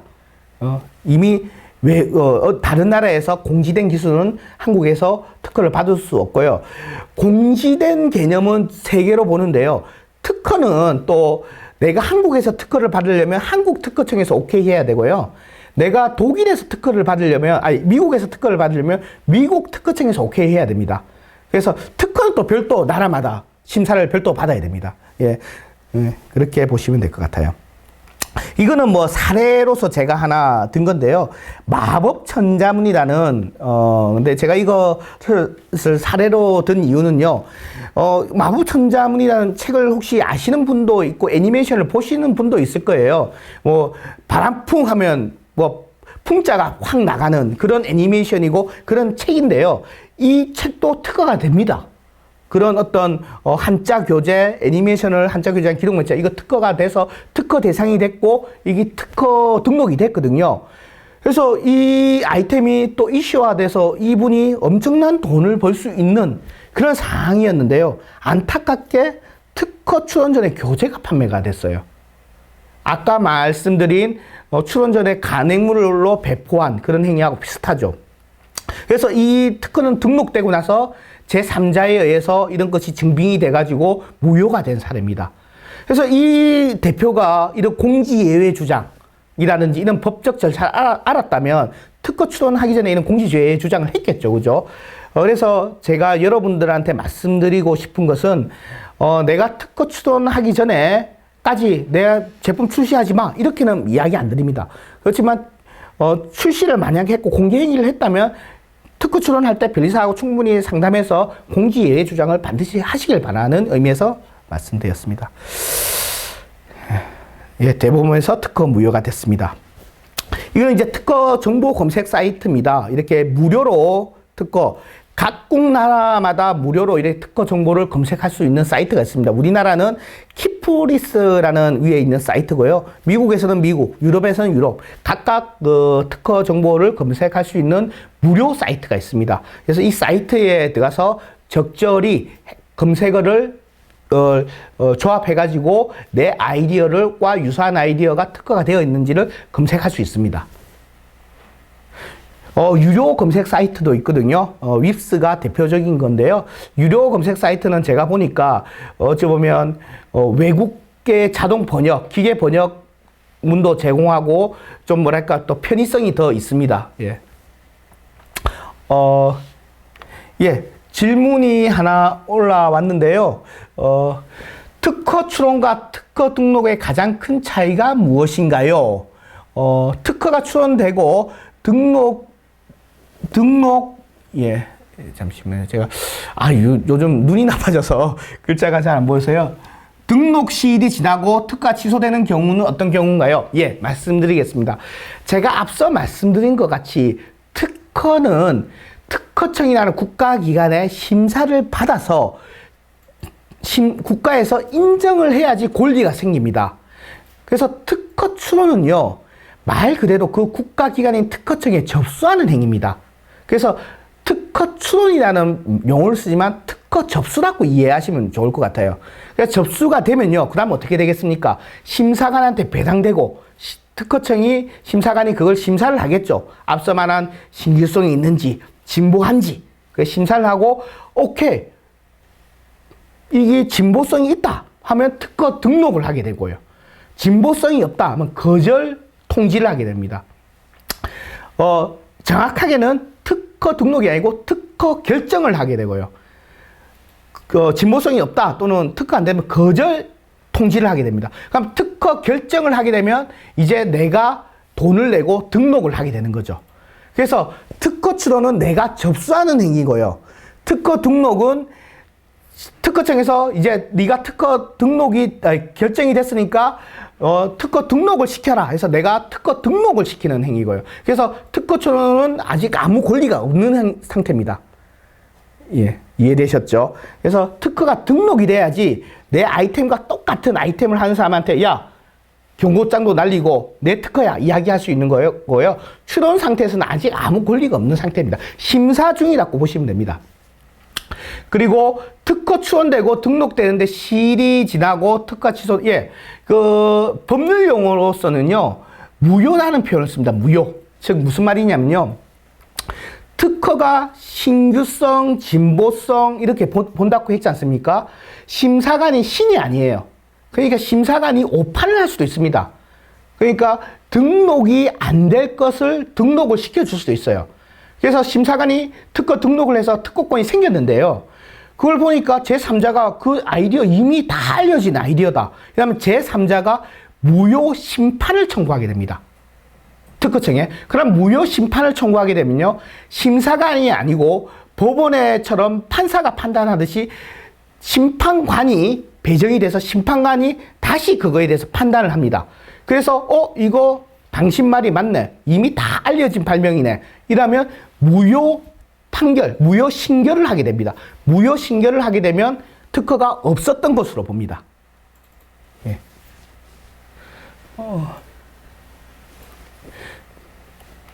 예. 또 뭐 질문이 왔어요. 특허 청구 범위에 따라 보호 범위와 등록 가능성도 달라지는데요. 스타트업의 경우 청구 범위를 어떻게 가져가는 것이 유리한지. 그 부분에 대해서 제가 이제 제대로 된 권리 확보 이 부분에 대해서 설명을 드리고 그게 대해서 제가 이 질문에서 부연을 설명을 드리도록 하겠습니다. 질문하신 분 맞습니다. 제대로 된 권리를 확보해야 됩니다. 제가 지금부터 이야기 드릴 거는요. 자, 내 아이디어를 냈어. 문제점을 발견하고 발명을 했습니다. 발명을 했고 내가 선행기술 조사를 전문가 통해서 찾아봤어요. 찾아보니까 이거 특허 가능성이 있다고 해. 그러면 이제 내 아이디어를 제대로 권리를 확보해야 되지 않습니까? 그러면 특허 명세서라는 걸 이해를 해야 됩니다. 특허 명세서라는 거에 대해서 이해를 하기 전에 제가 보통 발명자가 아이디어를 도출하고 그 아이디어를 어떻게 하면 변리사한테 찾아가죠. 변리사 찾아가서 이제 아이디어를 설명을 합니다. 그러면 변리사 사무소에서 그 아이디어를 이해를 했고요. 그러면 그 아이디어를 글로써 표현합니다. 그 글로써 표현한 것이 특허 명세서예요. 그래서 특허 명세서고 특허 명세서가 작성이 다 되면 그것을 이제 발명자한테 송부를 드리죠. 특허 활동을 하셨던 분들은 이렇게 이 과정을 했을 겁니다. 그래서 명세서 초안을 발명자한테 송부를 하면 발명자가 명세서 초안을 읽어보죠. 읽어보고 검토를 해서 괜찮습니다. 아이디어 잘 명세서 작성해 주셨네요. 이렇게 하면 이제 특허 사무소에서 그걸 특허 출원합니다. 일반적으로 이런 프로세스죠. 이런 프로세스인데 그중에 특허 명세서가 뭔지 이건 법정 문서입니다. 그러니까 개인이 작성할 수도 있는데 개인이 작성하기가 힘들기 때문에 이렇게 법률 형식으로 딱 이렇게 법정 문서 형태로 이렇게 적어라 이렇게 되어 있습니다. 왜 이렇게 적으라고 했냐면요. 심사관이 심사를 해야 되는데 뭡니까? 문서 자체가 통일성이 없으면 심사관이 심사하기가 상당히 어렵겠죠. 그래서 문서를 통일화시켜서 이렇게 법정 문서로 만들어 놨습니다. 그래서 지금 보여지는 화면이 그 법정 문서인데요. 각각 이런 내용을 적습니다. 다른 부분은 그렇게 어려운 부분이 아니거든요. 제가 한번 보겠습니다. 명세서, 특허 명세서에 처음에 발명의 명칭을 적어요. 발명의 명칭은 뭐 발명의 특징이 표시 포괄적으로 기재 이렇게 되어 있는데요. 특별하게 심사관이 발명의 명칭이 이상해서 그걸 거절하진 않습니다. 발명의 명칭을 안 적으면 그게 거절 이유가 되지만요. 발명의 명칭을 이상하게 적었다고 거절 이유는 잘 안 해요. 그러니까 예를 들어 내가 자전거의 무슨 바퀴에 대해서 발명을 했으면 자전거 바퀴 이렇게 안 해도 상관없어요. 자전거 이렇게 해도 상관이 없습니다. 예. 그래도 될 수 있으면 그 발명을 명확하게 표현을 하는 게 좋겠죠. 자전거 바퀴면 자전거 바퀴에 대해서 이렇게 표현을 해야 될 것 같고요. 자전거라고 내가 발명의 명칭을 적었으면 자전거 바퀴에 대해서 내가 발명을 했다 하더라도 자전거 바퀴가 자전거의 한 구성 요소로 적혀야 됩니다. 그건 차후에 제가 설명을 드릴게요. 그래서 발명의 명칭을 적고요. 기술 분야를 적습니다. 기술 분야는 그냥 그 발명이 예를 들어 자전거면 자전거 바퀴에 대해서 내가 발명했으면 기술 분야는 자전거 바퀴입니다. 자전거 바퀴에 관한 것입니다. 그래서 기술 분야도 특별히 어려운 게 없습니다. 발명의 배경이 되는 기술은요. 이렇게 뭐 어렵게 적혀 있는데 기존 발명에 대한 이야기를 적습니다. 그러니까 기존 문제점을 적는 거죠. 앞에 제가 모두 처음부터 문제점 이야기를 많이 했지 않습니까? 발명의 배경이 되는 기술은 문제점을 적으라는 아닙니다. 그러니까 기존 발명들은, 기존 제품들은 이런 문제점이 있더라. 그래서 발명이 배경이 되는 기술은 무슨 뭐 어렵게 적는 것이 아니고요. 이런 것들이 있는데, 제품들이 있는데, 이런 제품들은 이런 문제점이 있다. 이런 걸 적는 거고요. 그러니까 발명의 내용은 뭐냐? 해결하고자 하는 과제는 뭐냐면요. 그 문제점을 해결하고자 하는 거죠. 그래서 이것도 해결하고자 하는 과제도 그래 어렵지 않습니다. 과제 해결 수단은요, 보통 변리사 사무설이 특허 청구 범위 뒤에 밑에 있는 특허 청구 범위 내용을 컨트롤 C, 컨트롤 V 합니다. 그래서 과제 해결 수단도 특별히 한 게 없고요. 발명의 효과는 뭐겠습니까? 그 문제점을 해결한 게 발명의 효과겠죠. 그리고 도면의 간단한 설명, 이거는 뭐냐면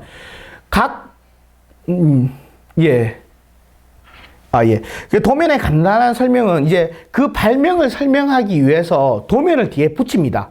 그러면 도면 1이 무슨 도면인지 그거에 대한 설명입니다.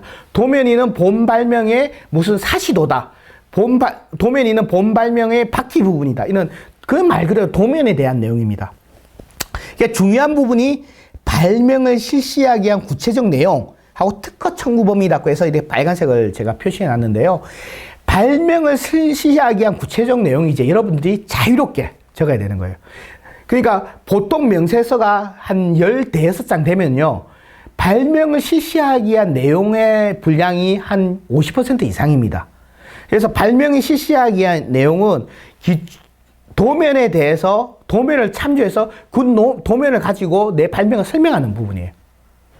그래서 발명을 실시하기 위한 구체적 내용에 대해서 거절 이유가 한 번씩 나오는데요. 그 거절 이유는 무슨 내용인지 모르겠다 이거예요. 제3자가 그러니까 특허라는 것은요. 앞에서 말씀드렸죠. 공개를 대가로 독점권을 주어지는 거라고요. 그럼 공개가 되는데 내 아이디어가 다 숨기면서 공개를 되면 안 되겠죠. 그렇기 때문에 발명을 실시하기 위한 구체적 내용이 법적으로 제3자가 볼 때 그 발명을 이해할 수 있도록 구체적으로 적어라 이렇게 되어 있습니다. 그래서 그 발명을 실시하기 위한 구체적 내용은 뭐 나름대로 그 발명을 설명하기 위해서 자세히 적어야 되고요. 이제 아이고 죄송합니다. 코로나 때문에 기침한 건 아닙니다. 살에 걸려서. 예. 특허 청구 범위 이 부분이 작성하기가 상당히 난해하고 실질적으로 특허 명세서가 기재가 잘못됐다는 대부분의 이유로 거절되는 것이 특허 청구 범위가 잘못 기재되어서 그렇다고 거절 이유가 납니다. 이 부분이 법으로 특허법 제가 94조인 것 같은데요. 특허권의 보호 범위는 특허 청구 범위에 기재된 사항에 의한다 이렇게 되어 있습니다. 그러니까 특허 청구 범위에 기재된 사항에 의해서 권리 범위가 결정됩니다. 발명에 실시하기 위한 구체적 내용에 내가 아무리 자전거 바퀴, 자전거 핸들 이런 거 막 적어놨어도요, 특허 청구 범위에 자전거 핸들 부분만 적어놨으면 자전거 바퀴는 내 권리가 아닙니다. 그래서 특허 청구 범위에 기재된 내용에 의한다 이래 돼 있습니다. 즉 특허 이거는 법적 안정성을 위한 건데요. 특허 청구 범위에 기재된 내용에 의해서 발명의 본질을 파악하는 게 아니고요. 특허 청구 범위에 기재된 문헌적 의미에 의해서 객관적으로 그 발명의 보호 범위를 나름대로 객관적으로 보겠다는 것이 취지입니다. 그래서 어찌 보면 상대방이 특허 청구 범위를 분석을 해서요, 회피 설계도 할 수 있는 거죠, 어찌 보면. 유럽 같은 경우는 특허 청구 범위를, 이 특허법은 각국 나라마다 법이 상이하겠죠. 그래서 각국 나라마다 약간 상이하는데, 유럽 같은 경우는요, 오히려 특허 청구 범위에 기재된 요소에 의해서 발명의 핵심 부분에 대해서 권리를 인정해주는 그런 판례들이 많이 나오고 있습니다. 근데 우리나라는 아직까지 특허 청구 범위에 기재된 사항에 의해서 그 권리 범위를 어찌 보면 한정을 지어버립니다. 한정을 지어버리기 때문에 어찌 보면 대기업도 또는 다른 제3자도 특허권을 많이 회피할 수 있죠. 그래서 특허 청구 범위에 의해서 권리 범위가 정해지는데요. 제가 그 예를 한번 설명을 드리겠습니다. 자, 특허 청구 범위에 기재된 문헌대로 권리가 확정이 됩니다. 법에 의해서 지금 4조인가 97조인가 헷갈리는데, 특허 청구 범위는 그 구성 요소대로 적게 되어 있습니다. 즉, 자, 내가 세계 최초로 의자라는 걸 개발했습니다. 의자라는 걸 개발했으면 이 의자를 그냥 청구항에 의자 적으면 아무도 모르지 않습니까? 그러면 의자를 설명하기 위해서 의자를 구성 요소로 표현합니다. 즉 의자라는 것은 엉덩이와 걸치기 위한 밑판, 그 다음에 그 밑판 밑에 부착돼서 그 지면으로부터 지지하는 다리, 그 다음에 밑판 일부에 부착돼서 사람이 밑판 위에 앉았을 때 사람의 등을 지지하는 뒷판, 이 세 개로 구성되어 있는 의자라는 걸 개발했다, 이렇게 청구항을 적습니다. 그러면요, 제3자가 다음 그림과 같이 A, B, C, D라는 그림의 발명품을 제품을 출시했어요. 그러면 이렇게 청구항을 적어 놓으면 A는 내 발명의 침해가 아닙니다. 왜? 내 발명은 밑판과 다리와 뒷판이 있는 의자라는 걸 개발했지, A는 뒷판이 없지 않습니까? 아무리 찾아봐도 뒷판의 역할을 하는 게 없어요.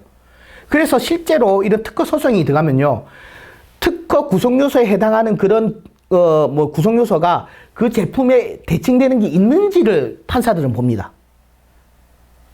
그 용어는 틀리겠죠. 이걸 밑판이다 안 하고 엉덩이판 이렇게 해도, 그럼 엉덩이판에 해당하는 부분이 있는지 없는지를 찾아보는 거죠. 자, 근데 B, C, D는 다 형상은 틀려도 그거에 해당하는 기능을 가지는 그런 구성 요소들이 다 있는 겁니다. 근데 이 사람이 다음과 같이 청구 범위를 적었어요. 엉덩이를 걸치는 원형 밑판, 밑면을 지지하는 4개의 다리, 뒷판, 이렇게 적었어요. 그러면 앞서 말한 B, C가 침해였는데 갑자기 B, C가 침해가 아니게 됐어요. 왜? 이 사람이 글자 그대로 권리가 확정되기 때문에 이 사람이 원형 밑판인데 C 같은 경우는 원형 밑판이 아니죠. B 같은 경우는 4개의 다리라고 했는데 4개의 다리가 아니죠. 그래서 제3자는 내 4개의 다리가 아니다. 너 아무리 찾아봐라 다리 하나지. 다른 3개의 다리를 네가 찾아서 내한테 증거를 한다면 네 특허 침해 인정해 주겠다. 판사도 그렇게 하겠다. 이렇게 침해가 안 될 수 있어요. 그러면 제3자 입장이나 대기업들도 많이 이런 행동을 하는데, 이런 특허들을 글자를 분석해서 이렇게 회피를 하는 거죠. 그리고 권리를 내는 사람 입장에서는 청구항을 그래서 잘 작성을 해야 되겠죠. 그래서 청구항을 작성을 보통 그래서 내 아이디어를 제대로 권리를 받고자 하면 그 아이디어에 대해서 앞서 말씀드린 내 아이디어에서 특허가 20개다 30개다 100% 이해합니다. 내 아이디어에서 제대로 권리를 받으려면요 진짜 몇십 개를 내야 돼요. 그래서 제가 전략적으로 잘 해라는 의미가 그런 부분입니다. 그래서 특허를 한 서너 건만 가져도 청구범위를 적절히 잘 작성해가지고 나름대로 파워풀하게 가르칠 수 있는가. 이거는 진짜 상담을 많이 해서요. 이런 기본적인 사실을 대표님이 알고 있어야 돼요. 알고 있어야지 변리사 사무소하고도 이런 이야기를 할 수 있지 않습니까? 모르는 상황에서는 전혀 어찌 보면 끌려갈 수 있는 거죠. 내가 소송을 하는데요. 변호사한테 내 사실관계와 내 증거들을 적극적으로 이렇게 막 해야지 변호사가 다 해주겠지. 알아서 변호사가 증거 다 찾아주겠지. 안 합니다. 저도 변리사지만요. 그렇게 열정을 가지고 하려고 해도 너무 뭡니까? 우리나라는 단가도 좀 적고 실질적으로 외국에 비해서요. 단가가 적고 이래서 실제로 그렇게 하면 하기가 현실적으로 힘듭니다. 그래서 현실적으로 그렇게 변리사분들이 알아서 다 해주겠지, 특허사무소 알아서 다 해주겠지 하시지 말고요. 여러분 창업하시는 분들이 이 지금 기본 강의를 듣고 청구범위가 이렇게 해서 정해진다는데 내 청구범위 이런 표현은 삭제도 안 되겠습니까? 아니면 이런 표현을 종속항에 넣어주면 안 되겠습니까? 이렇게 이야기하셔야 돼요. 특허 청구 범위는 독립항과 종속항으로 되어 있습니다. 그래서 독립항은 뭐냐면 그 아이디어를 적어 놓은 거고요. 그 아이디어 종속항은 그 독립항을 기준으로 해서 부과된 겁니다. 즉 무슨 말이냐면 내가 자전거 바퀴에 대해서 발명을 했어요. 그러면 청구항 1항 독립항은 자전거에 대해서 기재합니다. 그럼 청구항 2항 종속항은 그 자전거를 기반으로 바퀴. 그럼 청구항 4항은 자전거를 기반으로 바퀴를 기반으로 바퀴살이 다르게 생긴 거. 이런 식으로 보통 많이 기재하거든요. 그래서 청구항 1항 정도는 조금 불필요한 용어들은 조금 이렇게 권리 범위를 한정시킬 수 있으니까 빼주는 게 좋을 것 같습니다. 빼도 어떻습니까? 이렇게 서로 상담을 해야 되고 여기에서 표현은 원형 4개의 다리는 종속항에 넣으면 되겠죠. 예. 그렇게 이해하시면 될 것 같습니다. 좀 어려운 내용인데요. 차후에 또 이렇게 한 번 더 설명을 드리겠습니다. 그 사례를 통해서 제가 좀 설명을 드릴게요. 어떤 사람이 연필을 발견했어요. 연필을 했는데 이 연필이 동그라니까 잘 굴러가요. 그래서 연필심이 자꾸 떨어져요. 책상에서 떨어져서 연필심이 자꾸 부러져요. 그래서 이거 문제점 있네. 해서 발명을 했습니다. 이 연필 단면을 육각형으로 만들어야 되겠다. 그러면 잘 안 굴러가고 잘 되겠네. 해서 변리사가 아이디어 좋으시네요. 검색을 해보니까 육각형 연필 없네요. 이거 특허 냅시다. 해서 특허 청구 범위를 단면이 육각 형상을 갖는 연필. 이렇게 해서 특허 청구 범위를 냈습니다.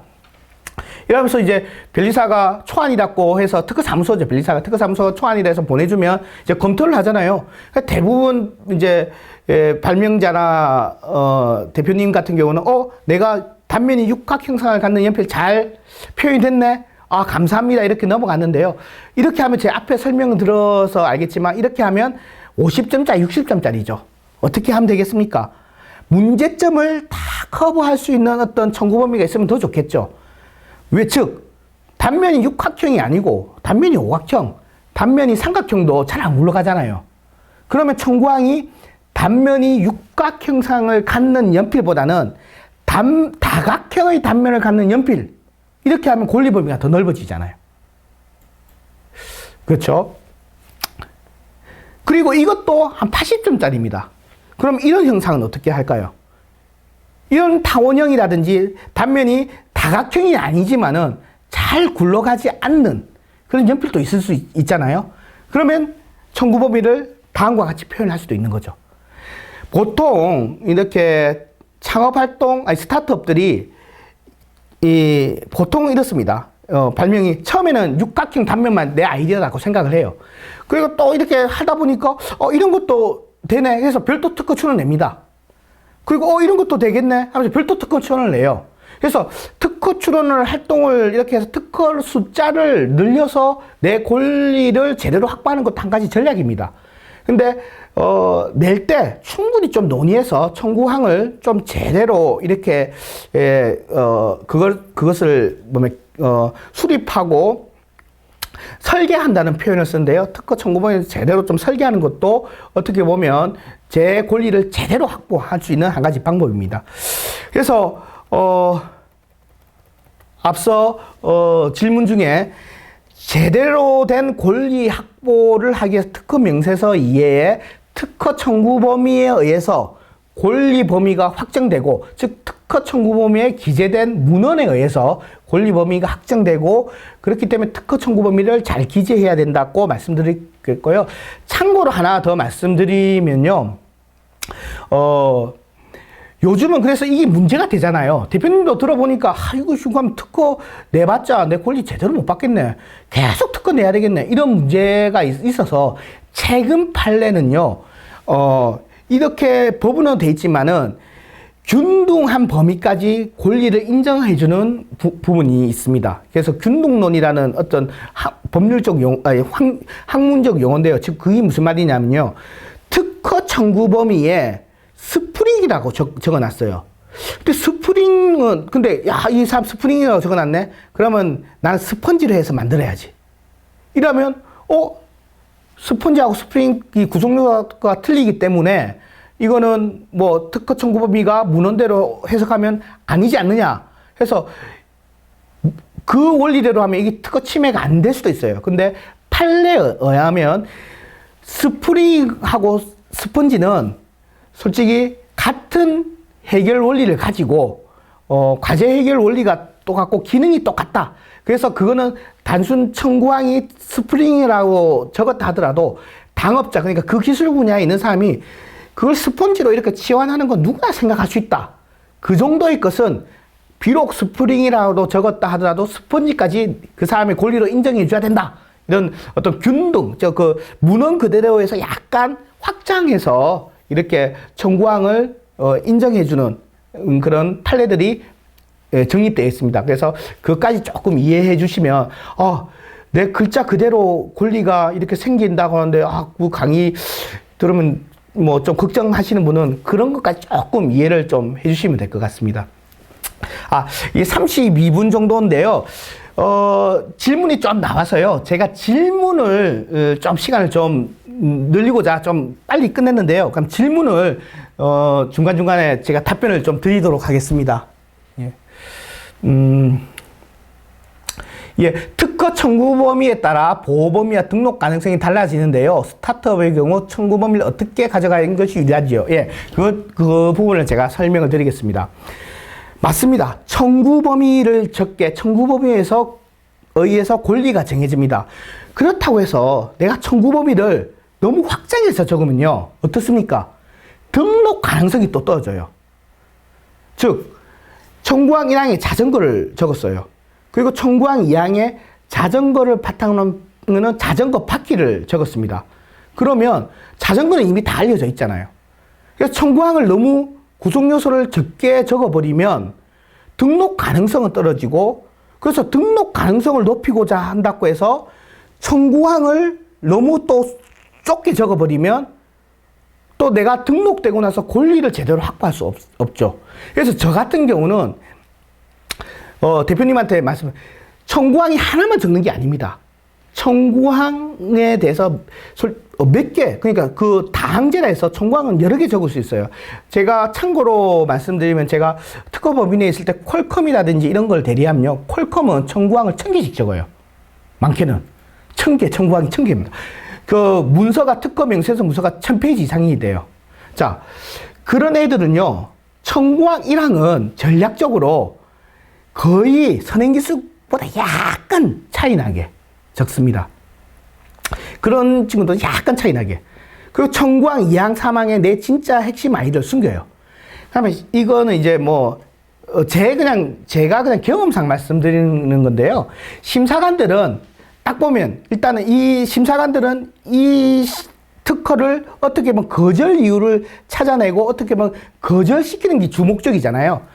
등록시키는 게 주목적이 아닙니다. 어떻게 심사를 선행 기술을 찾아서 이거와 유사한 기술이 있고 이거와 진보가 안 됐다는 것을 증빙하는 것이 심사관의 입장이거든요. 그럼 심사관은 청구항 1항은 어떻게든 좀 뭐랄까 선행 기술을 찾아내려고 노력을 해요. 이거는 제 개인적인 경험에서 말씀드려요.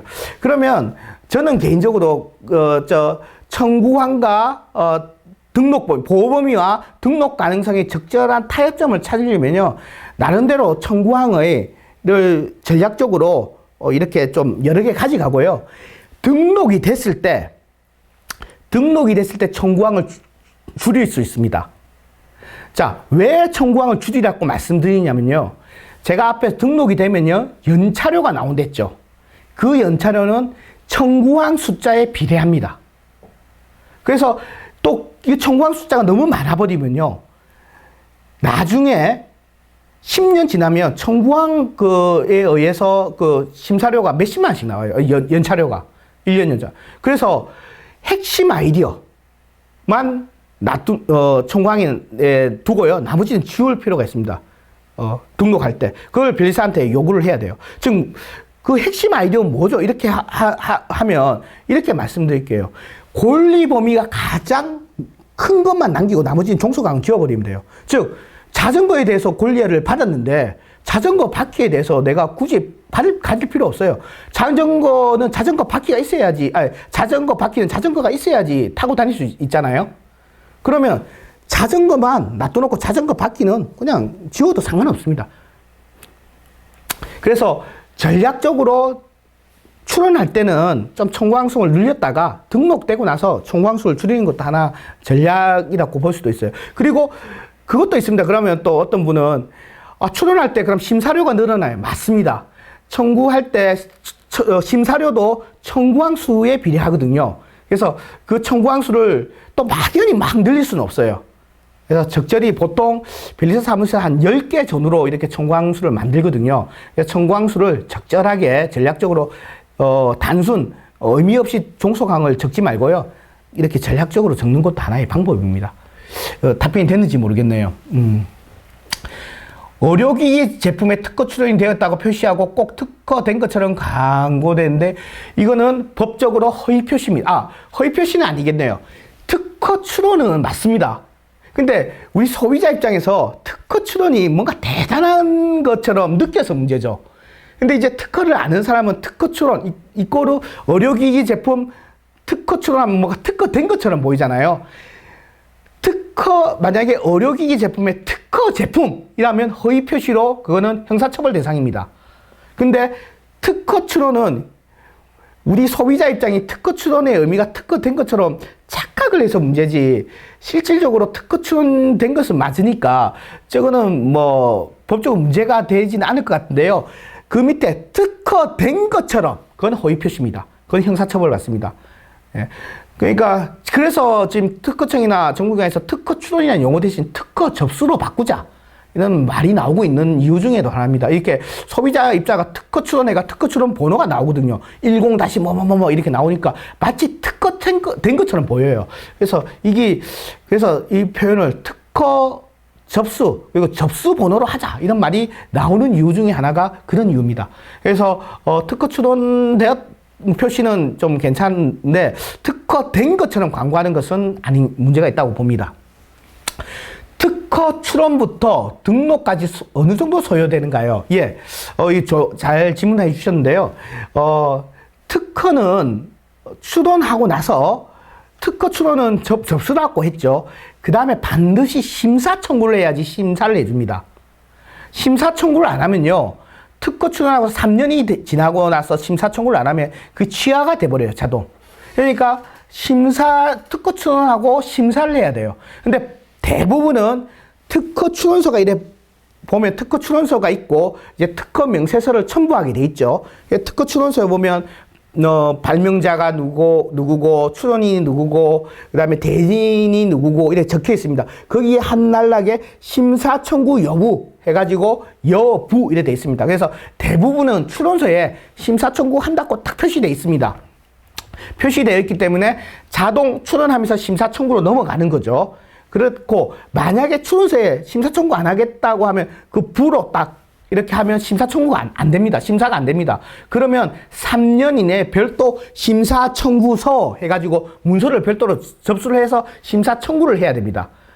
근데 대부분 대표님은 출원할 때 심사 청구를 하겠죠. 그래서 심사 청구를 하면 보통 심사 청구된 순서대로 심사를 합니다. 그래서 지금 심사관이 많이 충원이 되었지만요. 보통 1년 6개월 일단 공개가 되잖아요. 그 전으로 심사 1차 결과가 나옵니다. 즉 1차 결과가 나온다는 말은 대부분이 심사 출원하면 앞서 90% 이상이 이 의견 제출 통지서라는 문서가 나옵니다. 의견 제출 통지서라는 말은 이런 것 때문에 특허가 안 되니 거절 이유가 있으니 당신 의견을 내라. 의견을 제출해라. 이런 의견 제출 통지서가 나옵니다. 그러니까 의견 제출 통지서가 이꼬르 거절 이유 통지서입니다. 그래서 1년 전후 있다 의견 제출 통지서가 나면요. 1년 6개월, 늦으면 뭐 1년 6개월 정도인데요. 그래서 1년에서 1년 6개월 사이에 의견 제출 통지서가 나오면, 그래서 의견 제출 통지서 나오면 거기에서 의견 제출을 하겠죠. 그리고 보정서라 해서 수정도 하겠죠. 그걸 넣으면 그 수정된 보정서 또는 그 의견을 바탕해서 이제 재심사를 하겠죠. 그게 또 한 몇 개월 걸립니다. 그래서 보통 특허가 등록이 되는지 또는 거절 결정이 되는지 특허 결정이 되는지는 한 1년 6개월 이상 정도 걸립니다. 1년 6개월 전후 걸립니다. 근데 너무 억울하잖아요. 그래서 특허청이 만든 제도가 우선심사제도입니다. 우선심사제도. 그래서 우선심사료를 내면 우선심사가 되고요. 우선심사가 되면 빠르면 3개월, 늦으면 6개월 안에 결정이 됩니다. 그래서 내가 이거 빨리 등록이 돼야 되겠다 하면 우선심사라는 제도를 이용하십시오. 그래서 그러면 별도 우선심사 청구를 해야 됩니다. 단순 심사 청구가 아니고요. 그래서 우선심사 청구 제도를 이용하면 빠르면 3개월, 늦으면 6개월 이렇게 하면 될 것 같습니다. 예.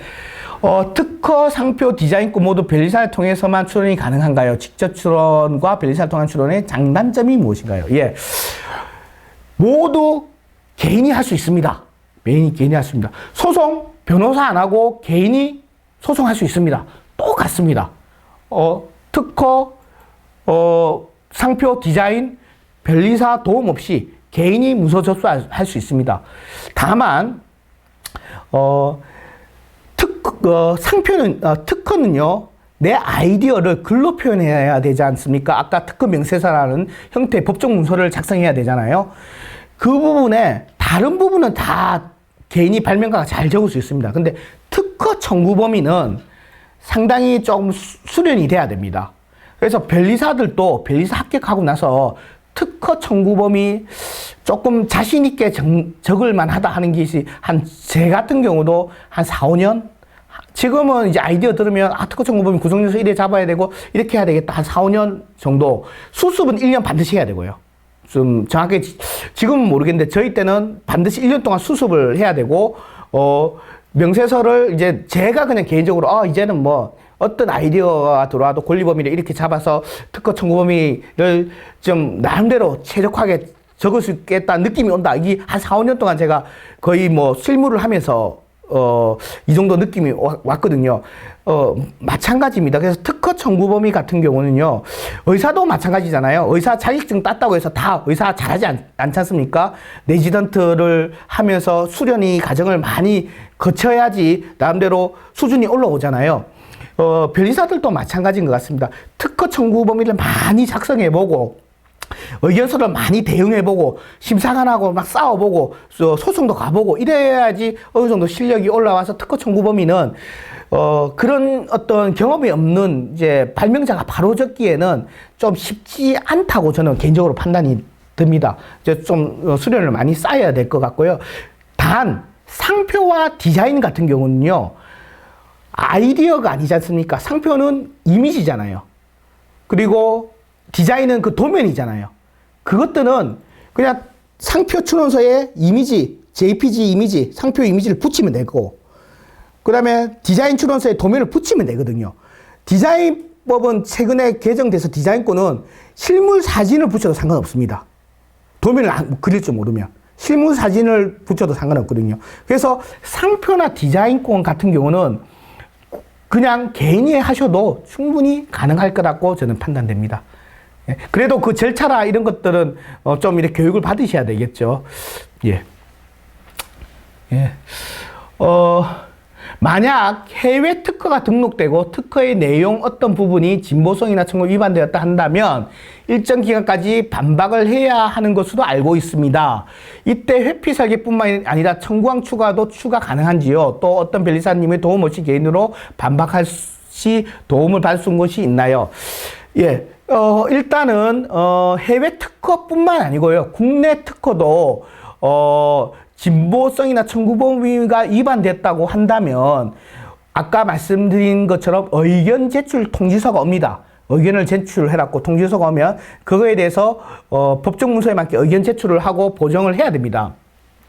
해야 되고 회피 설계나 형광 추가 법적으로 안 됩니다. 즉 무슨 말이냐면요.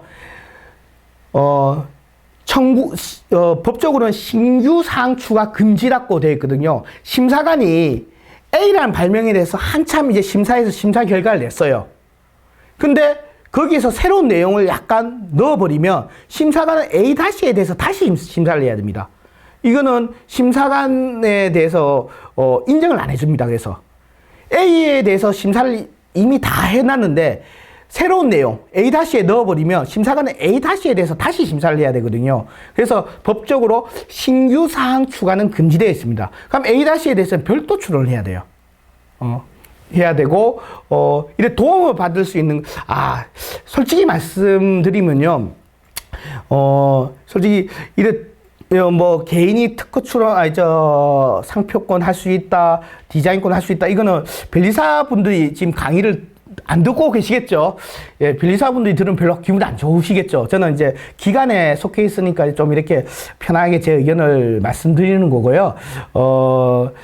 실질적으로 이렇게 그런 이제 변리사분들의 어떤 개인 사업하시는 변리사 영업 부분입니다. 그래서 그런 부분은 국가에서도 이렇게 도움 주기는 것이 한계가 있고요. 공익특허 상담센터라는 데가 있습니다. 공익특허 상담센터가 있는데 거기에서는 이제 저소득층, 장애인 뿐만 아니고 작년에 이제 법정 개정됐습니다. 청년 창업자들도 명세서 작성을 무료로 해줍니다. 그래서 혹시 그 대상이 된다면 공익특허 상담센터에 이렇게 해서 도움을 받을 수 있는 부분이 있습니다. 그래서 그 부분에 이렇게 도움을 줄 수 있는 제한을 두는 이유는 그런 어떤 개인 영업권 그런 것 때문에 부분이 있기 때문에 이해해 주시고 이런 저소득층, 장애인, 청년 창업 이런 분들은 도움을 받을 수 있다는 거 말씀드릴게요.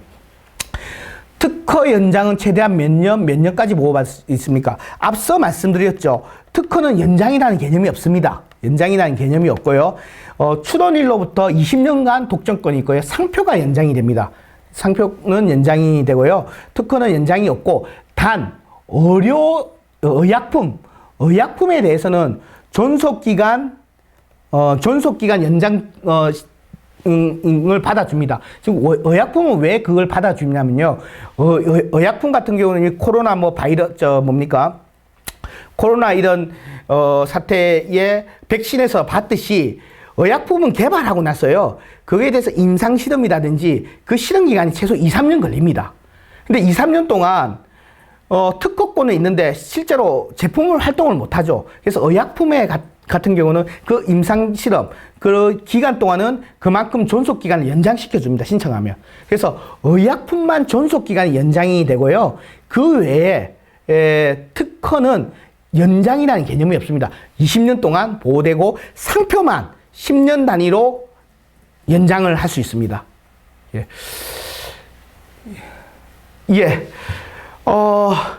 이때가 이제 질문을 좀 급하게 이렇게 말씀드렸는데요. 어떻게 도움이 됐는지 모르겠습니다. 예, 짧은 시간이면 짧은 시간인데요. 제 강의가, 대표님들, 사업 영위하시는데 좀 도움이 되었으면 좋겠고요. 또 다른 자리에서 편하게 이렇게 만나서 인사드리고 제가 도움이 드릴 수 있는 부분은 많은 도움을 드리도록 하겠습니다. 예, 오늘 좀 코로나 상황인데요. 이렇게 비대면이라도 인사를 드려서 너무 반갑고요. 이렇게 제 강의를 잘 청취해 주셔서 너무 감사하게 생각합니다. 예, 다음에 또 인사드리겠습니다. 예, 감사합니다.